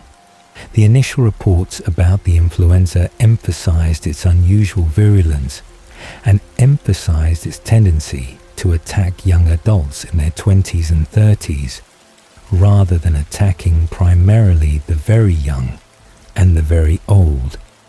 who were typically most vulnerable to respiratory diseases, the demographic pattern suggesting that this strain of influenza was fundamentally different from seasonal influenza that killed thousands every year, but that was considered normal part of disease burden that society accepted without panic or without extraordinary public health interventions that would disrupt economic activity and social functioning. The mortality rates being reported from cities where the disease had already struck were shocking and were terrifying to those who read the statistics and understood their implications. The percentages of infected people who died ranging from 2% to 20%, depending on local conditions and depending on the quality of medical care available, and depending on factors that no one fully understood, when the disease seemed to kill some people within hours, while others recovered after mild illness that barely affected them. Chicago's preparation for the pandemic's arrival included public health warnings distributed through newspapers and through posters and through announcements at public gatherings, and public health measures that were implemented based on experiences from other cities that had already been struck, and based on recommendations from federal health authorities who were trying to coordinate response across the nation, despite limited federal power, and despite the reality that public health was primarily state and local responsibility, when national government had minimal infrastructure for managing health crises of this magnitude. Edward, at 17 and approaching 18, was exactly the age that influenza seemed to target most aggressively, according to reports from physicians who were treating patients and who were noticing that young, healthy adults were dying at rates that exceeded what they saw in elderly patients or in young children. The realization making Elizabeth's fears shift from terror about Edward dying in France to terror about Edward dying in Chicago from invisible disease that killed quickly and that killed indiscriminately, regardless of wealth or social position or physical fitness, that provided no protection against viral infection, that attacked the strong as readily as it attacked the weak. His work during the year of waiting for military service had included volunteer activities related to the war effort and possibly civilian service that contributed to mobilization without requiring military enlistment. His desire to be useful and his desire to contribute, finding outlets in activities that supported troops overseas through organizing bond drives and through participating in programs that provided supplies and comfort items to soldiers and that supported families at home who were struggling with shortages and with hardships that war economy created through rationing and through inflation and through absence of men who had gone to fight. The family's precautions against influenza included avoiding crowds when possible and maintaining basic hygiene practices that public health officials recommended, such as washing hands frequently and covering coughs and sneezes, and avoiding close contact with people who showed symptoms of illness, even though the actual effectiveness of these measures was uncertain, when no one understood exactly how the disease transmitted, and when the recommendations were based more on general principles of disease prevention than on specific knowledge about influenza's behavior or about what interventions would actually reduce transmission in community setting. Edward Sr.'s declining health that had been gradual concern during previous years made him particularly vulnerable to influenza that attacked respiratory systems and that often killed through secondary bacterial pneumonia that developed when viral infection weakened patients and created conditions where bacteria could colonize lungs and cause infections that were frequently fatal in era before antibiotics existed and before medical interventions could do more than provide supportive care and hope that patients' immune system would be strong enough to fight off both the virus and the bacterial complications that were the actual cause of death in many influenza cases. The historical context of late September 1918 included the final German offensives failing on the Western Front, as German military capacity was exhausted through years of attrition, and as German home front was collapsing under the strain of blockade and war weariness, and the Allied victory approaching as American forces tipped the balance, and as German allies were surrendering or were seeking armistice terms that would end their participation in war that they could no longer sustain. But the pandemic news was overshadowing military developments as people became more concerned about invisible enemy that was killing their neighbors and their family members than about distant enemy that was being defeated in France and that would soon be seeking peace terms that would end the war that had consumed 4 years and millions of lives. Late September 1918 brought the influenza's explosion in Chicago with ferocity that exceeded what public health officials had prepared for and exceeded what hospitals could manage when beds filled immediately and when staff became ill at rates that reduced the available caregivers even as the number of patients requiring care increased exponentially. Public spaces began closing as emergency measures were implemented in desperate attempt to slow transmission. Theaters and schools and churches and gathering places being shut down to prevent people from congregating in enclosed spaces where disease could spread from person to person through mechanisms that were not fully understood, but that clearly involved some kind of contact or proximity or shared air that allowed infection to jump from sick individuals to healthy individuals who then became sick themselves and became sources of further transmission in chain reaction that was overwhelming the city's capacity to respond. Hospitals were overwhelmed within days of the pandemic's arrival in Chicago. Beds appearing in hallways and in converted spaces and in any available area where patients could be placed when regular wards were full and when the flood of sick people continued without pause and without any sign that the wave was cresting or that the number of new cases was declining. The shortage of nurses and doctors became critical as medical personnel themselves fell ill, and as some died from the disease they were trying to treat. The deaths of caregivers creating additional strain on system that was already stretched beyond capacity and creating fear among those who remained healthy and who were being asked to continue working,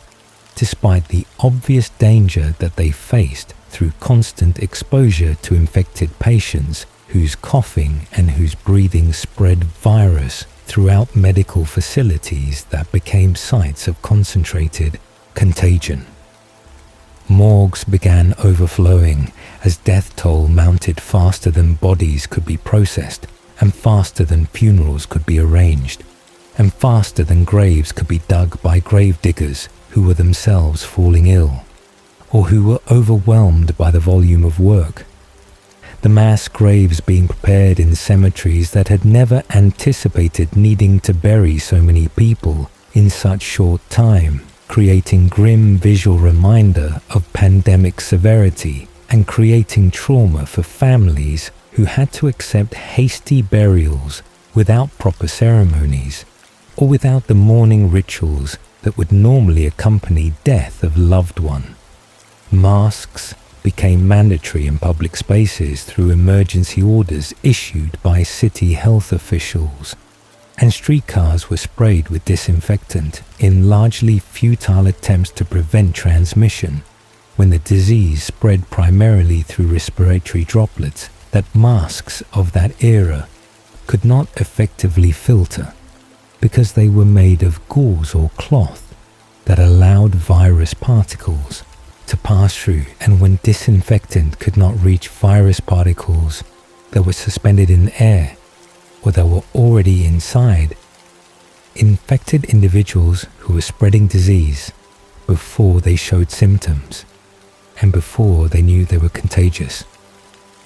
Neighbor families began being struck by illness as September turned into October. The disease spreading house to house and block by block as infection radiated outward from initial cases and created clusters of illness that devastated communities and that left few households untouched when the pandemic reached its peak during the weeks that would later be remembered as the darkest period of the crisis. The sound of ambulances became constant throughout the city as emergency vehicles rushed from address to address, collecting patients who were sick enough to require hospitalization or collecting bodies of those who had died at home before help could arrive. And newspaper death notices multiplied daily as families placed announcements for loved ones who had died suddenly and who were being buried hastily in funerals that were restricted by public health orders that limited gatherings and that prevented traditional mourning practices that would have brought comfort to grieving families, but that would also have created opportunities for further transmission. Edward's father fell ill first in the final days of September, his symptoms beginning with fever and with cough that seemed initially like ordinary cold or like seasonal illness, but that progressed rapidly into pneumonia symptoms that made breathing difficult and that made him weak and made him unable to work or to care for himself when his body was fighting infection that his compromised cardiovascular system could not support. Edward Sr.'s rapid decline was accelerated by his pre-existing heart condition that made him less able to withstand the stress that influenza imposed on his cardiovascular system, and that made complications more likely and more dangerous when his weakened heart could not maintain adequate circulation to tissues that needed oxygen and needed nutrients that blood delivered to cells throughout body that were being damaged by viral infection and by immune response that was attacking infected cells, but was also creating inflammation that damaged healthy tissue. Elizabeth and Edward nursed him at home because hospitals were too full to accept patients who were not in immediate crisis, and because home care was the only option for families who wanted to keep their loved ones comfortable and who wanted to be with them during illness and potentially during death if recovery proved impossible. Edward Sr.'s death came quickly despite their devoted care, the combination of influenza and pneumonia and heart failure proving too much for his body to withstand, even with the constant attention that Elizabeth and Edward provided through sleepless days and nights of trying to reduce his fever with cool cloths and trying to ease his breathing by propping him up and trying to give him fluids that he could barely swallow when his throat was raw and when his consciousness was fading. The funeral was small and rushed and sad. The restrictions on gatherings preventing proper ceremony,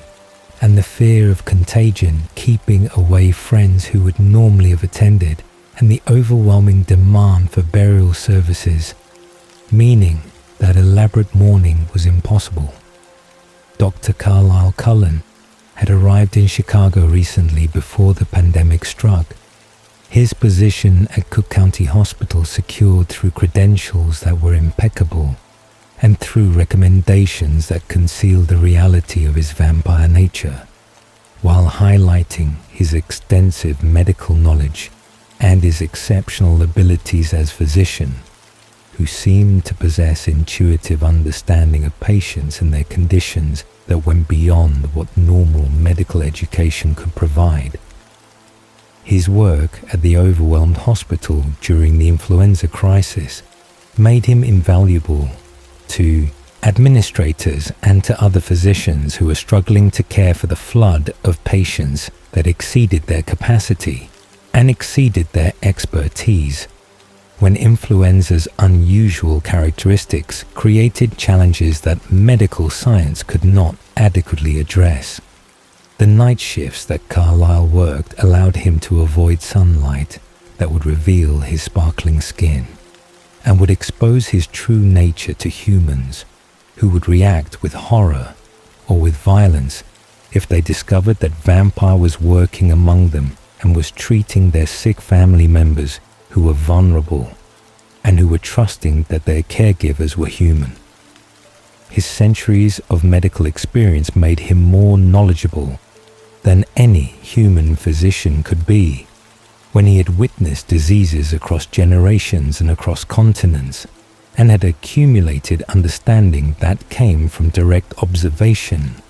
rather than from textbooks or from limited personal practice. But even his vast knowledge could not cure influenza when viral. Diseases remain mysterious to medical science that did not understand viruses and did not have tools to combat infections that antibiotics could not treat. Because antibiotics targeted bacteria rather than targeting viruses whose structure and behavior were fundamentally different. His anguish at his inability to save influenza victims was genuine and was painful. His commitment to preserving human life making each death feel like personal failure, even though he understood intellectually that medicine had limits and that some patients could not be saved regardless of skill or dedication or desire to help them survive illnesses that overwhelmed their body's defenses. Carlisle's vampire abilities were useless for curing disease despite his supernatural strength and his supernatural speed and his enhanced senses that allowed him to perceive details that human physicians missed. The reality being that he could not cure viral infection through any vampire power and could only watch humans die just as human doctors watch them die while feeling helpless and feeling frustrated by the limitations of medical knowledge.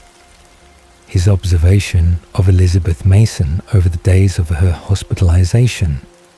began when she was brought to the hospital in critical condition after collapsing at home where she had been nursing her dying son.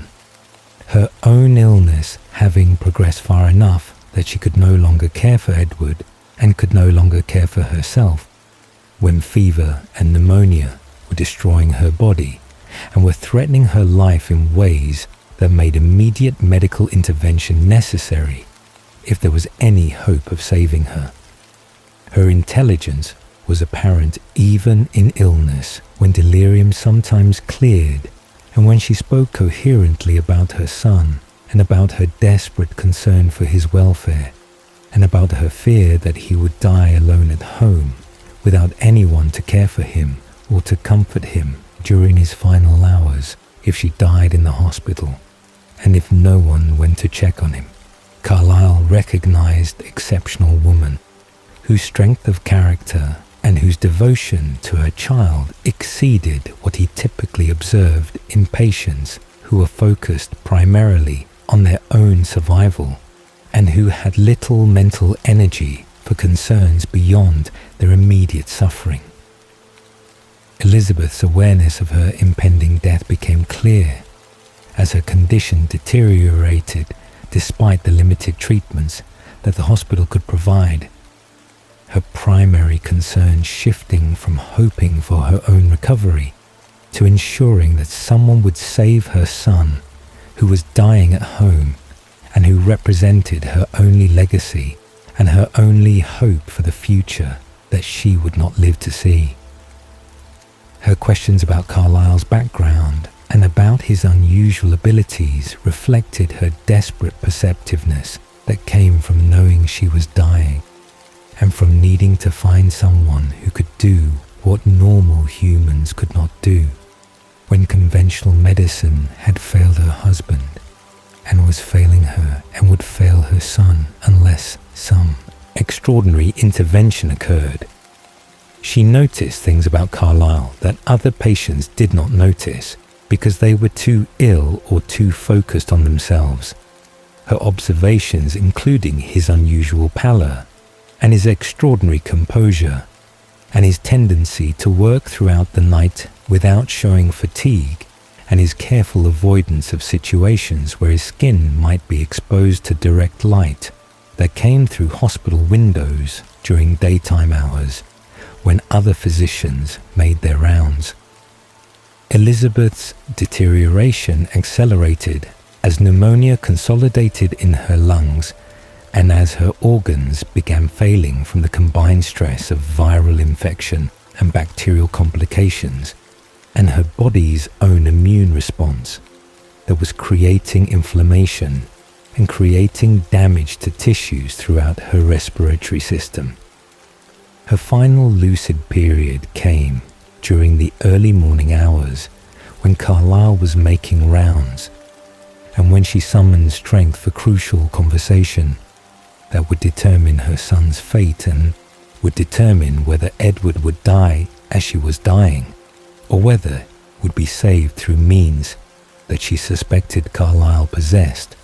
but that she did not fully understand. She requested to see Carlyle privately and send the nurse away with insistence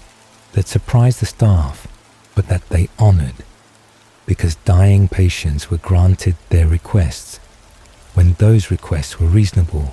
and when granting them cost nothing. The extraordinary conversation that followed between dying mother and vampire physician would haunt Carlyle for decades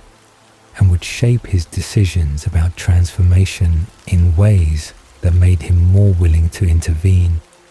when he believed that exceptional humans deserved salvation, even if that salvation came through becoming vampires who would live forever,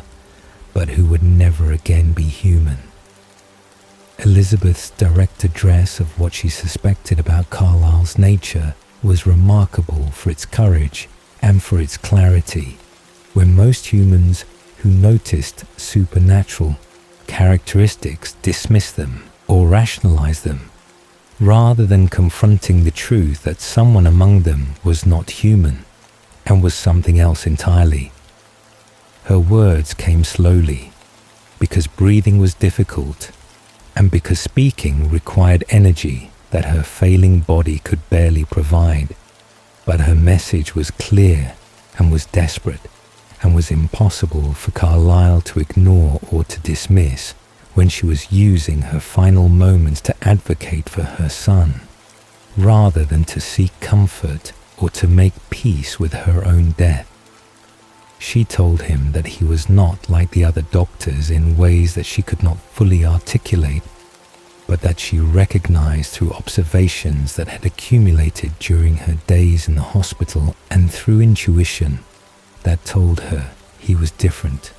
and that his difference might be what could save Edward when human medicine could not save him. Her plea was direct and was heartbreaking in its simplicity and in his faith that Carlyle would honor her request despite the cost and Despite the complications that would arise from transforming human boy into vampire without the boy's consent and without knowing whether Edward would accept what he became or would resent his transformation and would hate Carlyle for stealing his humanity. She asked Carlyle to save her son and to do for Edward what he could not do for others, and to use whatever abilities he possessed that went beyond conventional medicine to give Edward life, even if that life would be different from the life she had imagined for him when she had raised him and educated him and prepared him for future that she had believed would include university and career and marriage and children and all the normal human experiences that transformation would deny him. The specificity of her request suggested that she understood more than she said about what Carlyle was and about what saving Edward would mean. Her willingness to accept any cost and any consequence revealing the depth of maternal love that made her prefer Edward's continued existence in whatever form over his death and his burial beside his father in cemetery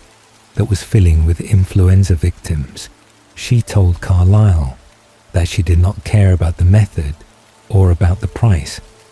as long as Edward lived, and as long as he had opportunity to experience the world and to contribute and to find meaning in existence, that she was granting him permission to receive through whatever means Carlyle could provide. Her death came shortly after their conversation concluded, the peace in her expression suggesting that she believed Carlyle would honor her request, and that she trusted him to do what was necessary to save her son, even though she did not know exactly what that would entail, or what Edward would become through the process that she was authorizing without understanding its full implications. Carlyle's shock at her perception, and his shock at her direct request, and his inability to deny what she had guessed made him realize that some humans were perceptive enough to recognize vampire nature when circumstances made them desperate enough to look beyond surface appearances and to notice the details that revealed supernatural characteristics. The moral crisis that Carlyle faced after Elizabeth's death involved wrestling with question of whether her permission was sufficient to justify transforming Edward without Edward's own consent, when transformation would condemn the boy to immortal existence that he had not chosen and that he might not want, when he understood what he had become and what he had lost. Elizabeth had given permission as Edward's mother and as his only surviving parent, whose authority over her minor child was absolute according to human law and according to social conventions that granted parents power to make decisions for their children. But Carlyle understood that transformation was different from other parental decisions because it was irreversible and because it would affect Edward for eternity, rather than affecting him only during his minority or only during some limited period when parental authority would be appropriate. His decision to honor Elizabeth's dying wish came from multiple considerations that included his respect for her courage and his respect for her love for her son, and his recognition that Edward was an exceptional boy whose death would be genuine loss to a world that needed intelligent and moral people who could contribute to human progress and human flourishing, even if their contributions would come from vampire rather than from human. The journey to the Marson house required obtaining the address from hospital records and required traveling through city streets during hours when darkness concealed his movement and when few people were abroad to notice vampire carrying dying boy from house to whatever destination he was taking him. Breaking into the Mason house through window was necessary because Carlyle had no key, and because knocking would accomplish nothing when Edward was too ill to answer, and when no one else was present in the house that had become tomb, where dying boy lay alone waiting for death that seemed inevitable. The house was dark and was silent, except for the faint sounds of Edward's laboured breathing that Carlyle's vampire hearing detected from outside before he entered. The smell of death and sickness permeating the air and announcing that time was short and that intervention needed to happen immediately if Edward was to be saved. Finding Edward in upstairs bedroom revealed the extent of his illness and revealed how close to death he had come. His body barely alive, and his fever raging, and his skin deathly pale, in ways that indicated organ failure, and indicated that hours remained at most before death would claim him. Carlyle's assessment of Edward's condition confirmed what he had feared. The boy was dying and would not survive the night without intervention that human medicine could not provide, but that vampire venom could provide if Carlyle acted quickly, and if transformation succeeded in preserving Edward's life by ending his humanity. Edward's physical appearance, even in extremis, showed what he had been before illness had ravaged him. His tall, lean frame and his bronze hair soaked with sweat, and his features that would be handsome when not distorted by fever and suffering, revealing the young man who had been student and musician and son before influenza had destroyed his family and had brought him to threshold of death. His moments of semi-consciousness brought brief opening of green eyes that were glazed with fever, but that showed some awareness when he recognized that doctor was present. His whispered question about his mother breaking Carlyle's heart, because the boy did not know that she was dead, and did not know that he was alone, and did not know that the answer to his question would bring more grief if he lived long enough to receive it. Carlyle's gentle lie about Elizabeth resting was mercy that spared Edward additional suffering during his final human moments. The decision to deceive him justified by circumstances that made truth cruel and unnecessary, when Edward would soon either die or would be transformed and would learn everything through Carlyle's explanations after transformation was complete. The decision was made in that moment as Carlyle looked at dying boy and remembered his promise to the boy's mother and recognized that this exceptional young human deserved chance to live, even if living meant becoming vampire, and even if transformation would steal his humanity and would give him immortal existence that he had not requested. Carrying Edward from the house required vampire speed through empty streets where curfew and fear kept people indoors, and where Carlyle's movement would not be observed by witnesses who might question what they saw or might interfere with what appeared to be doctor removing patient from private residence. Carlyle's own residence was prepared for transformation, with isolated room where Edward's screams would not be heard by neighbours, and where the process could occur without risk of discovery. Edward's last human moments passed in barely conscious confusion, as Carlyle laid him on bed and prepared to begin transformation that would save his life by ending it, and would fulfill Elizabeth's dying wish by creating vampire from her beloved son. Edward's first awareness after Carlyle's bite came as burning sensation spreading from the bite sites on his neck and on his wrists and on his ankles, where venom was entering his bloodstream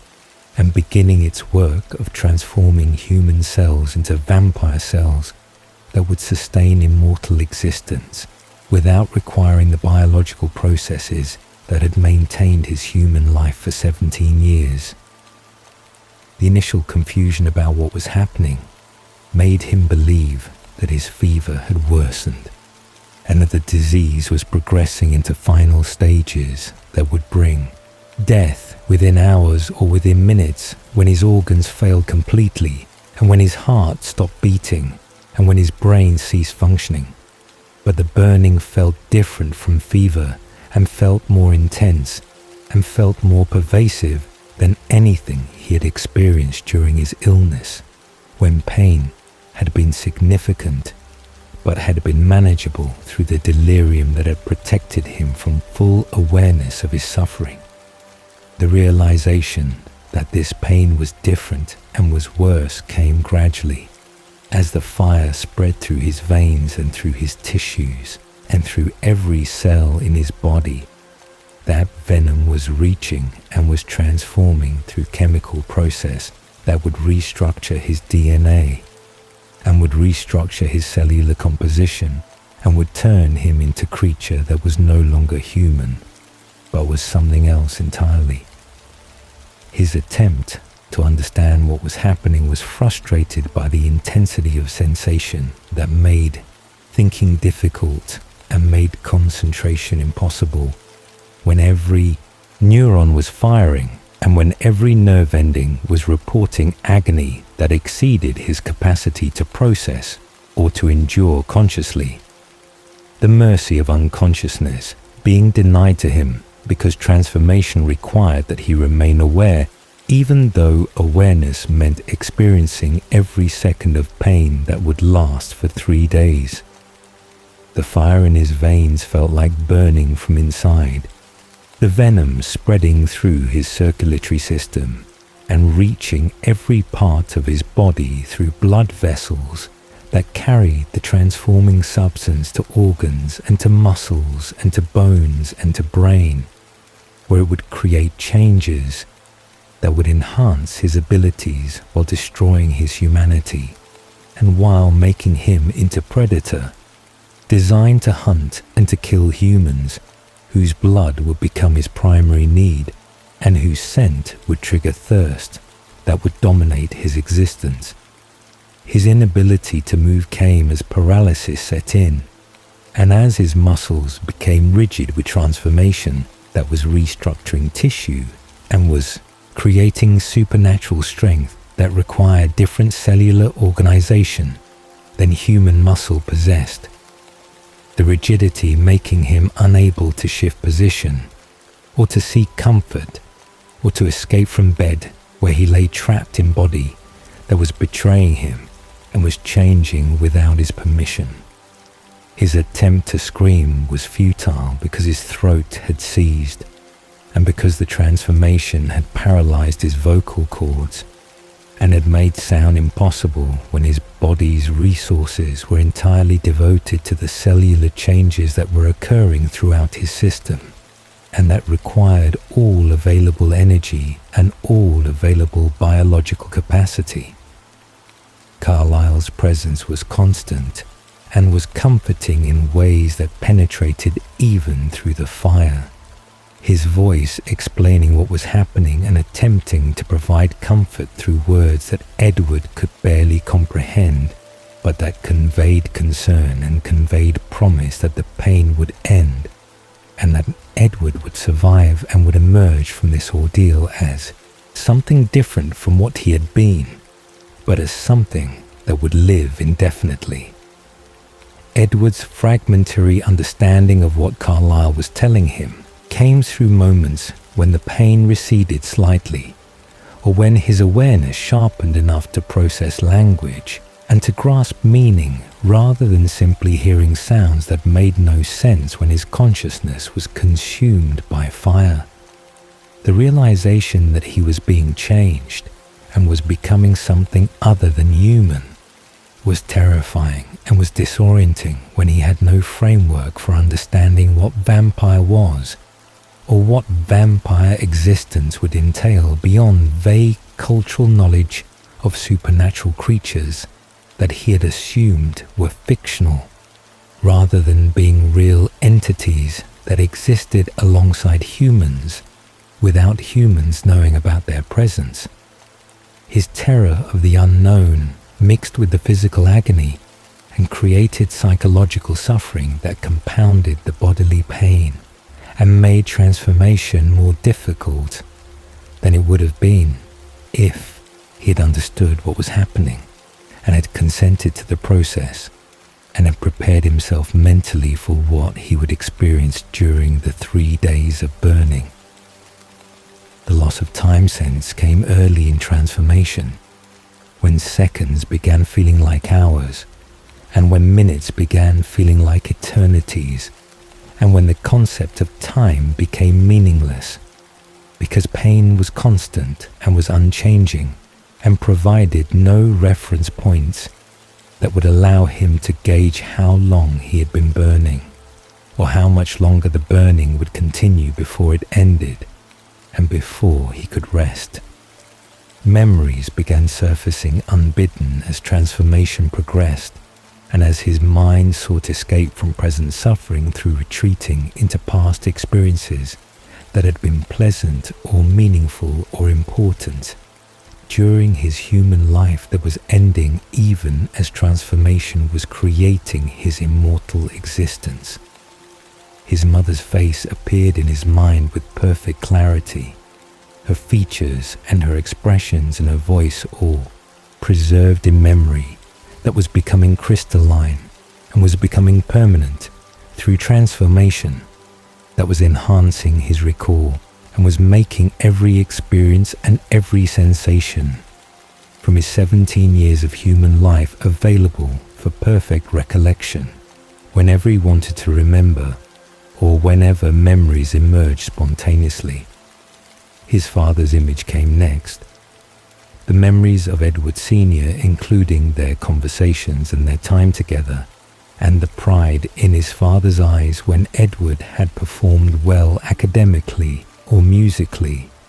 or demonstrated the qualities that his father had valued and had hoped to see in his son, who would carry forward family name and family traditions. The piano music that had been central to Edward's human life played in his memory with perfect fidelity. Every note and every phrase and every piece he had learned reproduced exactly as he had played it or as he had heard it when attending concerts or listening to recordings, the music providing temporary distraction from pain and providing reminder of beauty and of meaning that had existed in his human life. The memories of his life flashing through his awareness as his body died and as transformation killed his humanity while preserving his consciousness felt like final accounting or like review of everything he had experienced before the change that would make him into something new and something different from the boy who had lived those experiences. The first day of transformation was characterized by fire spreading everywhere and by no part of his body being untouched by venom that was systematically replacing his human tissues with vampire tissues that would be stronger and would be more durable and would be capable of supernatural feats that human body could never achieve regardless of training or conditioning.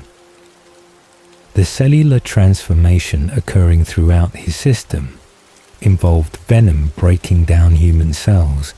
and rebuilding them with different structure and with different properties that would allow them to function without oxygen and without nutrients that human cells required from blood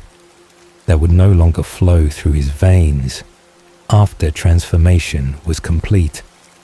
His enhanced hearing developed gradually during the first day, his awareness expanding to include sounds that human ears could not detect and that he had never noticed during his human life when his sensory range had been limited to what normal human biology provided. The sounds of Carlyle's breathing and Carlyle's movements in adjacent room and sounds from street outside and sounds from neighboring buildings all becoming audible through walls that should have blocked sound but that could not block vampire hearing that perceived vibrations and frequencies beyond human range. His vision was sharpening behind closed eyelids that he could not open because transformation had paralyzed the muscles that controlled them. The increased sensitivity to light and the increased ability to distinguish colors and details, making even the darkness behind his eyelids seem different and seem richer than it had seemed before transformation had begun enhancing his senses. Every nerve ending throughout his body was burning simultaneously as venom reached peripheral tissues and transformed them along with the central organs and structures that had been changed first, when venom had spread from bite sites through major blood vessels to heart and lungs and brain. The mental clarity that persisted despite physical agony was surprising and was disturbing when Edward realized that his thinking was becoming faster and was becoming clearer and was processing information more efficiently than his human mind had processed it, even when he had been healthy and had been functioning at his best. His thoughts were racing through ideas and through memories and through attempts to understand what was happening to him. The enhanced cognitive capacity, making it possible for him to think about multiple things simultaneously and to maintain several trains of thought that would have been impossible for human mind to sustain without losing focus or without becoming confused. The processing of his situation through his enhanced mental abilities brought understanding that he was becoming vampire and that vampires were real rather than being fictional creatures from folklore. The realization forcing him to reconsider everything he thought he knew about the world and about what was possible and about what existed beyond human awareness. His memories were becoming crystalline and were becoming perfect as transformation enhanced his recall. Every moment of his life from earliest childhood forward being preserved with complete fidelity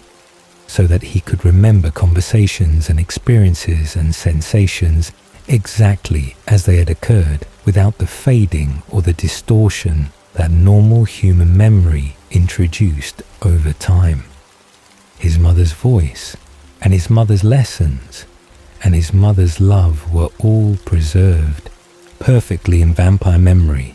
that would never fade and would never diminish, regardless of how many years passed or how many centuries he existed. The second day of transformation brought intensification of fire as the process neared completion and as venom finished its work in peripheral tissues and concentrated its efforts on heart and on brain, where final changes needed to occur before transformation would be complete and before his human biology would be entirely replaced by vampire biology. His heart was struggling to maintain his beating as transformation affected cardiac muscle and affected the electrical system that regulated heartbeat, the irregular rhythm, and the periods when his heart stopped briefly before starting again, creating sensation of dying and being revived repeatedly as his body fought against the changes that were being imposed upon it. The final human biological processes were shutting down as his need for oxygen decreased and as his need for nutrients decreased and as his body prepared to function through different mechanisms that would sustain vampire existence without requiring the constant energy input that human metabolism demanded. The concentration of fire moving toward his heart and toward his chest during the final stages of transformation was unbearable and made the earlier pain seem mild by comparison when the intensity increased beyond what Edward had believed was possible and beyond what he had thought he could survive Without his mind breaking under the strain, Carlyle's continued vigil throughout the transformation provided what comfort was possible, when no intervention could reduce the pain, and when nothing could be done except wait for the process to complete itself, and hope that Edward would emerge from the experience with his sanity intact and with his personality preserved despite the trauma and despite the changes that transformation was creating in his brain and in his consciousness. The explanations that Carlyle offered about what was happening and about what Edward would become helped Edward maintain some sense of purpose and some sense that the suffering had meaning, rather than being random torture inflicted without reason or without end. The third day's final hours brought the fire to unbearable crescendo as transformation reached its conclusion. The concentration of all remaining venom in his heart and in his chest, creating intensity that exceeded everything that had come before, and that made Edward certain that he would die or would go mad before the process finished. His heart was beating frantically, and then slowing, and then stopping, and then starting again in irregular pattern that indicated the transition from human cardiac function to vampire stillness was approaching. Each beat potentially being the last, before his heart would stop permanently and would never beat again when transformation was complete. The final heartbeat came after what felt like eternity of irregular rhythms and false endings. The moment of transition from human to vampire marked by his heart's final contraction and by the sudden cessation of all internal biological processes that had maintained his human life. The fire was suddenly extinguished completely as transformation finished. The blessed silence and the absence of pain after 3 days of uninterrupted burning, creating relief that was almost painful in its intensity and creating sense of peace that made Edward want to weep, except that vampire bodies could not produce tears and could not cry despite feeling emotions that would have brought tears during his human life. His first vampire breath was unnecessary, but was instinctive, his body attempting to maintain habits from human existence, even though breathing no longer served biological purpose and served only to bring sense to his enhanced sense of smell that would allow him to detect prey and would allow him to navigate the world through olfactory information that humans could not access. His eyes opened for first time since transformation had begun, the world appearing completely different through vampire vision that perceived colors more vividly and perceived details more sharply and perceived light and shadow and texture with clarity that human vision could never achieve. Sitting up happened with supernatural speed that startled him, his body responding to mental command before he had consciously completed the thought, and before he had time to moderate his movement or to control the velocity that vampire reflexes provided automatically. Edward's first hours as vampire were spent learning to control supernatural body that responded to his thoughts with speed and strength that exceeded anything human body could produce, and that required conscious moderation to prevent accidents and to prevent destruction of objects and furniture that were fragile compared to vampire strength that could crush or break almost anything with casual touch. The demonstration of his strength came through accidents rather than through intentional testing. His hand closing on bedpost and splintering the wood without effort and without warning when he tried to steady himself while standing for first time after transformation.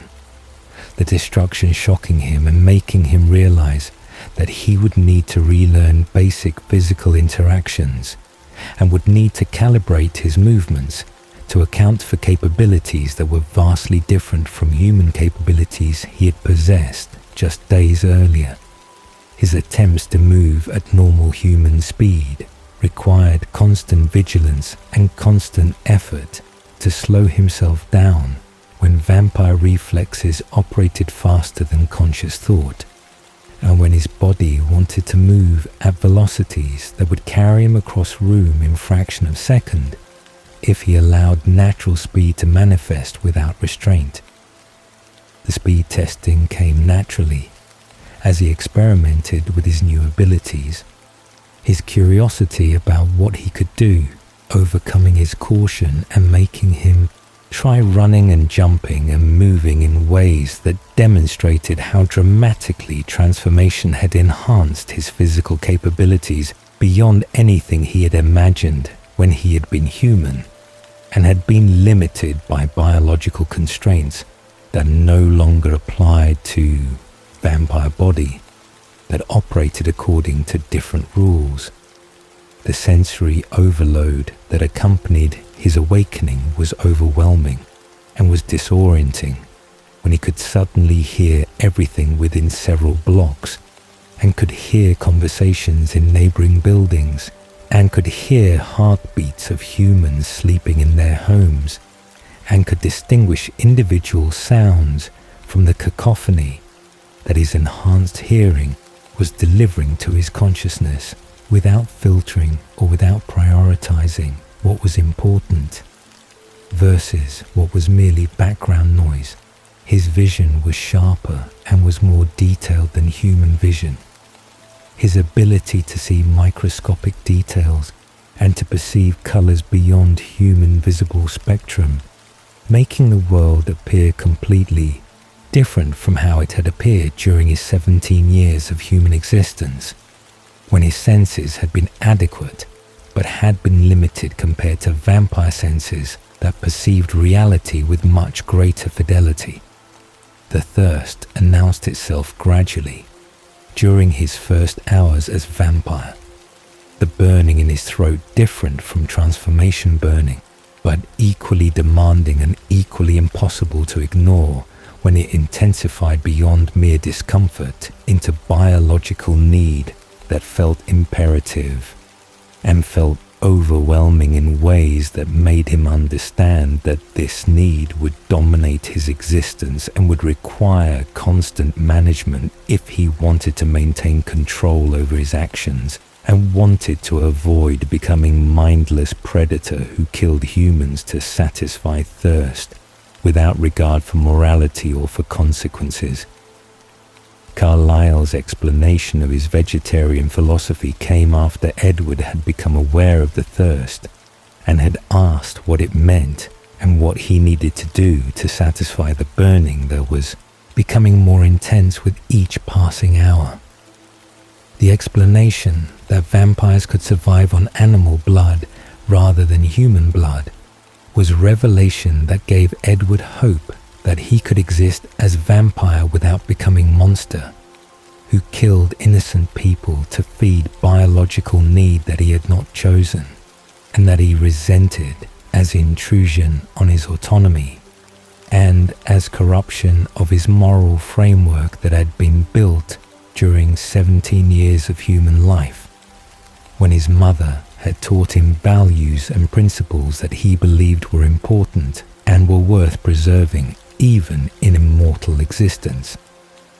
Carlyle's centuries of practice with vegetarian lifestyle provided proof that alternative diet was sustainable and was sufficient to maintain vampire existence, even if it was less satisfying and less complete than human blood would be, according to instincts that were urging Edward to hunt humans whose scent was appealing and whose blood would taste better than animal blood could taste. Edward's choice to follow Carlyle's vegetarian path came from moral conviction rather than from pragmatic calculation. His immediate decision that he would not kill humans, reflecting values that his mother had instilled and reflecting his determination to maintain his humanity in moral sense, even though he had lost his humanity in biological sense when transformation had made him into predator, whose nature was to hunt and to kill. The first hunt into woods outside Chicago happened within hours of his awakening, when thirst had become urgent enough that Carlyle insisted they address it before Edward's control weakened and before proximity to humans created dangerous situation where Edward's newborn instincts might overwhelm his conscious intentions and might lead him to attack humans despite his commitment to vegetarian lifestyle. Tracking deer through forest came naturally to Edward, despite never having hunted before, his vampire senses detecting the animals from remarkable distance, and his vampire speed, allowing him to close the distance and to catch prey before it could flee when his approach was too fast for deer to detect in time to escape. The kill was instinctive and was efficient, Edward's vampire nature taking over and guiding his actions without conscious thought when he caught the deer and bit into its neck and began draining blood that satisfied thirst and brought relief from burning that had been intensifying toward levels that would have made thinking difficult and would have made control problematic. The satisfaction he felt from drinking animal blood was mixed with revulsion at what he was doing and at what he had become. The recognition that he was predator who killed living creatures to sustain his existence, creating moral discomfort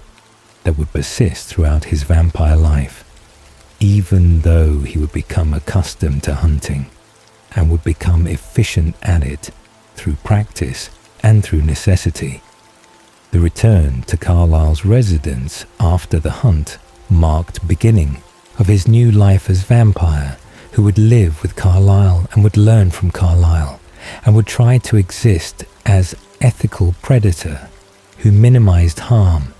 and who contributed positively to world despite being creature designed to kill humans. The days following his transformation were spent adjusting to vampire existence and learning practical skills that would allow him to move through human society without revealing his nature and without attracting attention that would endanger him or would endanger Carlyle, whose centuries of careful concealment had allowed him to practice medicine and to help humans without exposing vampire secret that needed to be protected if vampires wanted to continue existing alongside humans without being hunted or being destroyed by human authorities who would view them as threats requiring elimination. Edward's physical abilities exceeded even normal newborn vampire capabilities, according to Carlyle, who had transformed others and who had observed many newborn vampires during his centuries of existence, his strength and his speed exceptional enough that Carlyle commented on Edward's unusual power and on his unusual grace that suggested he would be formidable if circumstances ever required him to fight or to defend himself. The practice of controlling his movements to appear human required constant effort and required learning to slow his speed and to limit his strength and to move with deliberation rather than with vampire efficiency that would reveal his supernatural nature to any human observer who was paying attention. The control he was developing came from discipline and from determination to master his vampire nature, rather than being mastered by it, his pride refusing to accept being controlled by biology or by instincts that he considered beneath his dignity and beneath his self-image as person who chose his actions through rational deliberation, rather than being driven by base appetites. The discovery of his telepathic gift came days after transformation, when Edward began noticing strange phenomenon of hearing thoughts that he should not be able to hear and of knowing things about Carlyle that Carlyle had not told him, but that were present in Carlyle's mind as surface thoughts, or as deeper thoughts that Edward could access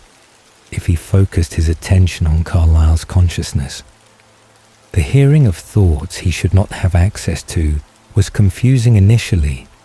when Edward believed he was imagining things or was experiencing some kind of residual effect from transformation. But the consistency and the accuracy of what he was hearing made him realize that he was actually perceiving Carlyle's thoughts rather than inventing them or hallucinating them. Carlyle's surface thoughts were most easily accessible. His concern for Edward and his medical knowledge and his plans for their future together, all being available to Edward's telepathic sense that operated automatically without requiring conscious activation when Edward was near Carlyle and when his attention was directed toward the older vampire. The testing of his ability happened naturally as Edward focused deliberately on Carlyle's mind and attempted to hear specific thoughts, or attempted to dig deeper into memories and into knowledge that Carlyle possessed from his centuries of existence. The experiments revealing that Edward could access almost anything that Carlyle was thinking, and could even access memories if he concentrated sufficiently. Carlyle's amazement at discovering that Edward possessed telepathic gift was genuine and was enthusiastic. His explanation that telepathy was extremely rare ability that only few vampires developed, and that Edward's possession of it suggested exceptional mind and exceptional transformation that had enhanced whatever latent abilities he had possessed as human. The range testing revealed that Edward could hear thoughts from several hundred feet away and could perceive multiple minds simultaneously if he chose to open his awareness to everyone within his range, rather than focusing on single individual whose thoughts interested him or whose thoughts he needed to hear for practical reasons. Edward's ability to filter thoughts and to choose which minds to listen to came with practice and with conscious effort to block out the noise and to select specific thoughts from specific individuals, rather than being overwhelmed by cacophony of every mind within his range, broadcasting thoughts simultaneously without consideration for Edward's desire to hear some things and to not hear other things. The cacophony when he was unfocused was overwhelming and was maddening when thousands of voices from the city filled his mind with fragments of thoughts and with emotions and with mental noise that made concentration impossible and made it difficult to maintain his own sense of self when so many other consciousnesses were intruding on his awareness. Learning to control his telepathic ability by blocking out unwanted thoughts and by selecting specific minds to monitor required weeks of practice and required patience from Carlyle, who understood that Edward was struggling with gift that was valuable, but that was also burden when it provided too much information and when it eliminated privacy in ways that made relationships complicated. The practical applications of telepathy included hunting coordination, when Edward could hear prey animals' primitive thoughts and could anticipate their movements, and danger detection, when Edward could hear hostile intentions from potential threats before those threats manifested in actions that would endanger him or would endanger Carlyle. The emotional burden of knowing everyone's true thoughts and feelings became apparent as Edward began using his gift around humans and began hearing the discrepancies between what people said and what they actually thought, the dishonesty and the social performance and the hidden malice or hidden kindness that existed beneath polite exteriors making him cynical about human nature and making him appreciate Carlyle's genuine goodness when his thoughts matched his words and when his internal character aligned with his external behavior. The inability to read Carlyle completely came as a surprise when Edward discovered that some vampire minds were partially shielded or were structured differently in ways that made full access impossible. Carlyle's thoughts being mostly available, but some deeper memories or some complex thought processes being obscured or being difficult to perceive clearly. The gift, as both blessing and curse, would become more apparent over years as Edward learned that knowing everyone's thoughts made relationships difficult and made genuine connection rare when he always knew what people were thinking and always knew whether they were being honest or whether they were performing for social reasons. The reality settling in about what he had become and about what he had lost happened gradually as the immediacy of transformation faded, and as Edward had time to process that his parents were dead and that his human life was over and that his future would be completely different from anything he had planned or anything he had imagined when he had been preparing for university and for professional career and for normal human life. Edward's mourning for his parents and for his lost humanity manifested differently from human grief when vampire bodies could not produce tears and could not cry, despite feeling emotions that were just as intense and just as painful as human emotions, but that had to be expressed through other means or had to be contained internally when no physical outlet existed. The inability to cry was frustrating and felt like additional loss when even the physical expression of grief had been stolen along with everything else that transformation had taken from him. The perfect memory that preserved every detail of his parents and of his human life, making the loss more acute rather than less acute when he could remember everything exactly as it had been, without the merciful fading that human memory would have provided. Carlyle's support during Edward's grieving process came from shared experience of transformation trauma and from understanding what it meant to lose humanity and to become vampire without choosing that fate. His own transformation centuries earlier having taught him that adjustment was a long process and that acceptance did not come quickly or easily when the losses were profound and when the future seemed empty without the goals and the relationships that had given human life meaning. The discussion of Elizabeth's final plea and of her knowledge about what Carlyle was doing revealed to Edward that his mother had chosen his transformation and had given permission for Carlyle to save him through making him vampire. The knowledge creating complex feelings of gratitude for her love and her sacrifice mixed with anger that the choice had been made for him and that his own consent had not been obtained before his humanity was destroyed. Edward's complex feelings about his transformation included gratitude for being alive and being able to exist and being able to experience the world even if that experience would be as vampire rather than as human, but also included anger at having his choice stolen and having his future determined by others without his input or his agreement when he valued autonomy and valued the right to determine his own fate. The grief for his humanity and for his lost future as human,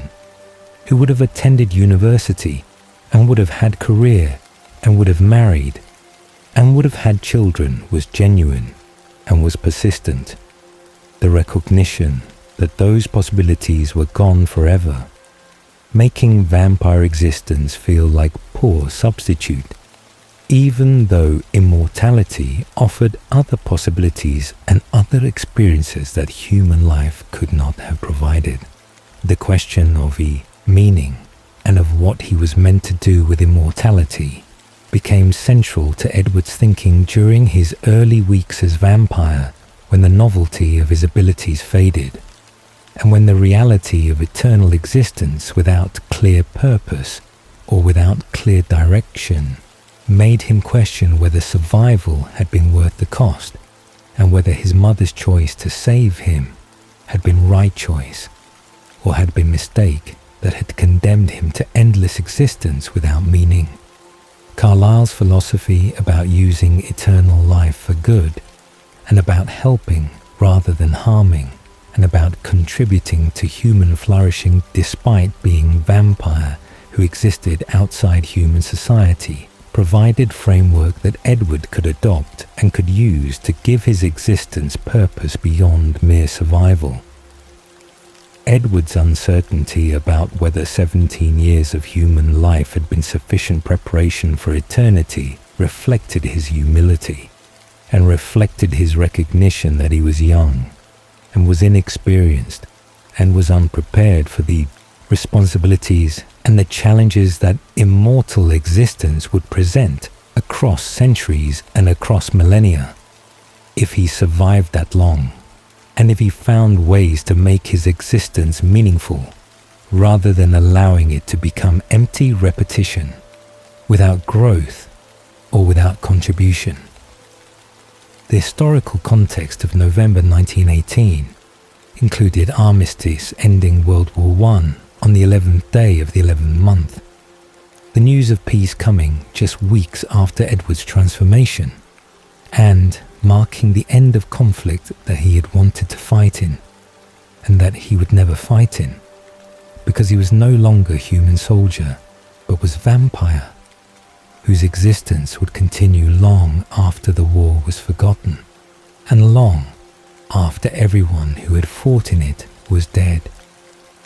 The pandemic was beginning to wane as November progressed, and as the second wave that had killed millions started to recede without explanation and without intervention, beyond the public health measures that had been implemented too late to prevent most deaths. Edward's transformation, having occurred during the peak of the crisis, when his death would have been one among hundreds of thousands, and when his disappearance would have been attributed to influenza rather than to supernatural intervention that had saved his life. The war he would never fight, and the university he would never attend, and the career he would never have, and the family he would never raise, represented losses that Edward mourned during his first months as vampire, when the full extent of what transformation had stolen became clear, and when he understood that his human dreams were dead, even though he was alive. Music remained as constant in his vampire existence, the piano still being playable, and being even more satisfying now that his enhanced hearing allowed him to perceive every harmonic and every subtle variation in tone and in timbre that human ears missed. His vampire abilities making him better musician than he had been as human, even though the audience he had played for was gone, and the future he had imagined as performer or as composer was no longer possible when vampire existence required concealment rather than requiring public performance. Beginning to process that this was his existence now, and that eternity stretched ahead without end and without escape, made Edward simultaneously grateful and resentful, his emotions complicated and conflicted in ways that would characterize his early decades as vampire, when he struggled to accept what he had become. Carlyle's offer of partnership and of learning medicine and of helping humanity despite being vampire provided Edward with direction and with purpose that he tentatively accepted, because he had nowhere else to go, and because no one else understood what he was or what he needed or what he was experiencing during this difficult transition from human to vampire existence. Edward's acceptance of Carlisle's mentorship marked the beginning of their relationship as father and son in vampire terms, the bond that would develop over decades, replacing the human family Edward had lost and creating new family structure that would eventually expand to include others. But that began with just two vampires trying to exist ethically in a world that was not designed for their kind. So rest now, Twilight souls, with Edward's human story complete from his birth in the first summer of the new century to his death and transformation in the darkest days of autumn 1918, when influenza stole his mortal breath and his mother's desperate love gave him immortality instead of the grave that was waiting for him in cemetery, that was filling with pandemic victims whose families mourned them and buried them and tried to move forward without them. Edward Anthony Mason Jr. lived 17 years as privileged son of devoted parents who cultivated his exceptional gifts and who prepared him for future that included university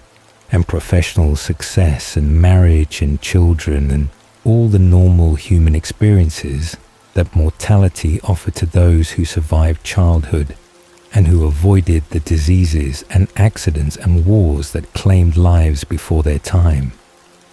His childhood was characterized by intellectual development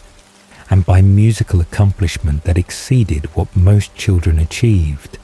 his piano becoming voice that expressed what words could not express, and his studies revealing mind that absorbed knowledge and processed ideas with facility that marked him as exceptional student who would contribute to his profession and to his community if he lived long enough to fulfill the potential that his teachers and his parents recognized. The Great War shaped his adolescence and shaped his understanding of duty and sacrifice and of what it meant to be a young man in a world that was destroying itself through mechanized warfare that killed millions and that transformed international order and that ended the optimism of the pre-war era when people had believed that progress was inevitable and that civilization had advanced beyond the barbarism of earlier ages. His desire to serve and his idealism about contributing to victory and about defending democracy represented values that his parents had instilled and represented his generation's willingness to sacrifice themselves for causes they believed were just, even when those causes demanded their lives and demanded their futures in exchange for victory that would benefit others more than it would benefit those who fought.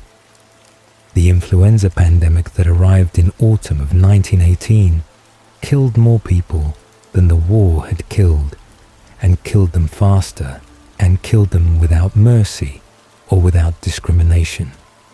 between guilty and innocent. When virus attacked everyone equally regardless of their contributions or their potential or their value to families who loved them. Edward's death from influenza at 17 years old would have been tragedy that ended promising life before it had accomplished anything significant and before it had contributed to the world in ways that would justify the investment his parents had made in raising him and educating him. His burial beside his father in cemetery would have marked the end of Mason family line and would have left no legacy beyond memories that would fade as those who knew him died and as time erased evidence that he had existed. But Carlisle Cullen's intervention transformed tragedy into a different kind of story. His decision to honor Elizabeth's dying plea and to save Edward through making him vampire, creating immortal existence that would span centuries and would eventually bring Edward to Fawkes and to Bella Swan. and to the experiences that would define his vampire life in ways that his human life could never have anticipated. The transformation stole Edward's humanity, and stole his warmth, and stole his mortality, and stole his ability to age and to grow old and to die, naturally surrounded by family and by descendants who would carry his genetic legacy forward. But transformation also gave him abilities, and gave him time, and gave him opportunities that human life of normal span could never have provided, even if he had survived influenza and had lived to old age. What Edward lost through transformation was significant and was irreparable.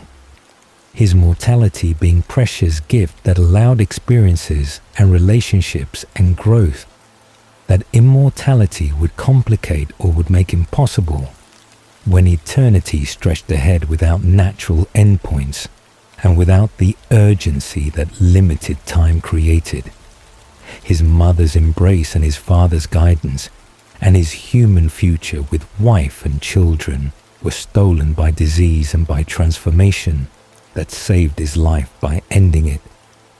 The irony being that survival required becoming predator designed to hunt the humans he had been raised to value and to protect. What he gained through transformation included supernatural abilities that made him stronger and faster and more perceptive than any human could be,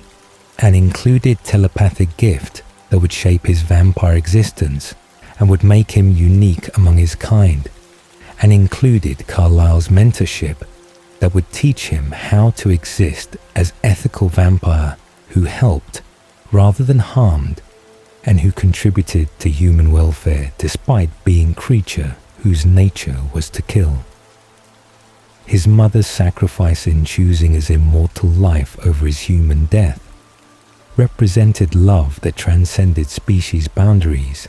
and transcended normal maternal devotion when she authorized intervention that she did not fully understand, but that she trusted would save her son. The transformation was complete. In 3 days of burning that restructured his cells and restructured his consciousness and created a vampire from human boy whose 17 years of humanity would forever shape his vampire character and would forever inform his choices and his values. Even as centuries passed, and even as his human life became distant memory preserved perfectly in vampire mind that never forgot, Edward Anthony Mason Jr. became Edward Cullen in October of 1918, his human identity dying with his human body, while his consciousness continued in vampire form that would exist indefinitely unless destroyed by forces that could kill immortal creatures. His human life provided foundation for vampire existence, the music and the intellect and the morality and the values that Elizabeth had taught him during 17 years becoming core of who he would be for centuries, and becoming framework through which he would understand world and would make choices about how to exist as vampire who maintained humanity in ethical sense, even while lacking humanity in biological sense. Sleep, knowing that even death can be transformed into unexpected life through interventions that defy natural order and through love that refuses to accept loss without fighting against it with every available means. Know that mother's love can transcend mortality and can shape eternity when desperate parent makes choices that will affect child forever and will determine fate across centuries rather than across mere decades of normal human life. Know that 17 years of humanity can provide sufficient foundation for immortal existence when those years are filled with learning and with love and with cultivation of character and abilities that will persist beyond transformation and beyond the losses that transformation creates. Direct your rest toward peace, sleepy souls, knowing that Edward's human story ended but his existence continued, that his parents' dreams for him were destroyed but new possibilities emerged, that his life was stolen by disease but was preserved through supernatural intervention that created Vampire from Dying Boy, who would have been forgotten but who instead would live forever, carrying memories of human life that shape everything he would become. His human story is complete, his vampire story just beginning when transformation finished, and when he opened his eyes and saw a world through vampire vision that would show him beauty and horror across centuries of existence that his mother's love had purchased through her dying wish. Good night.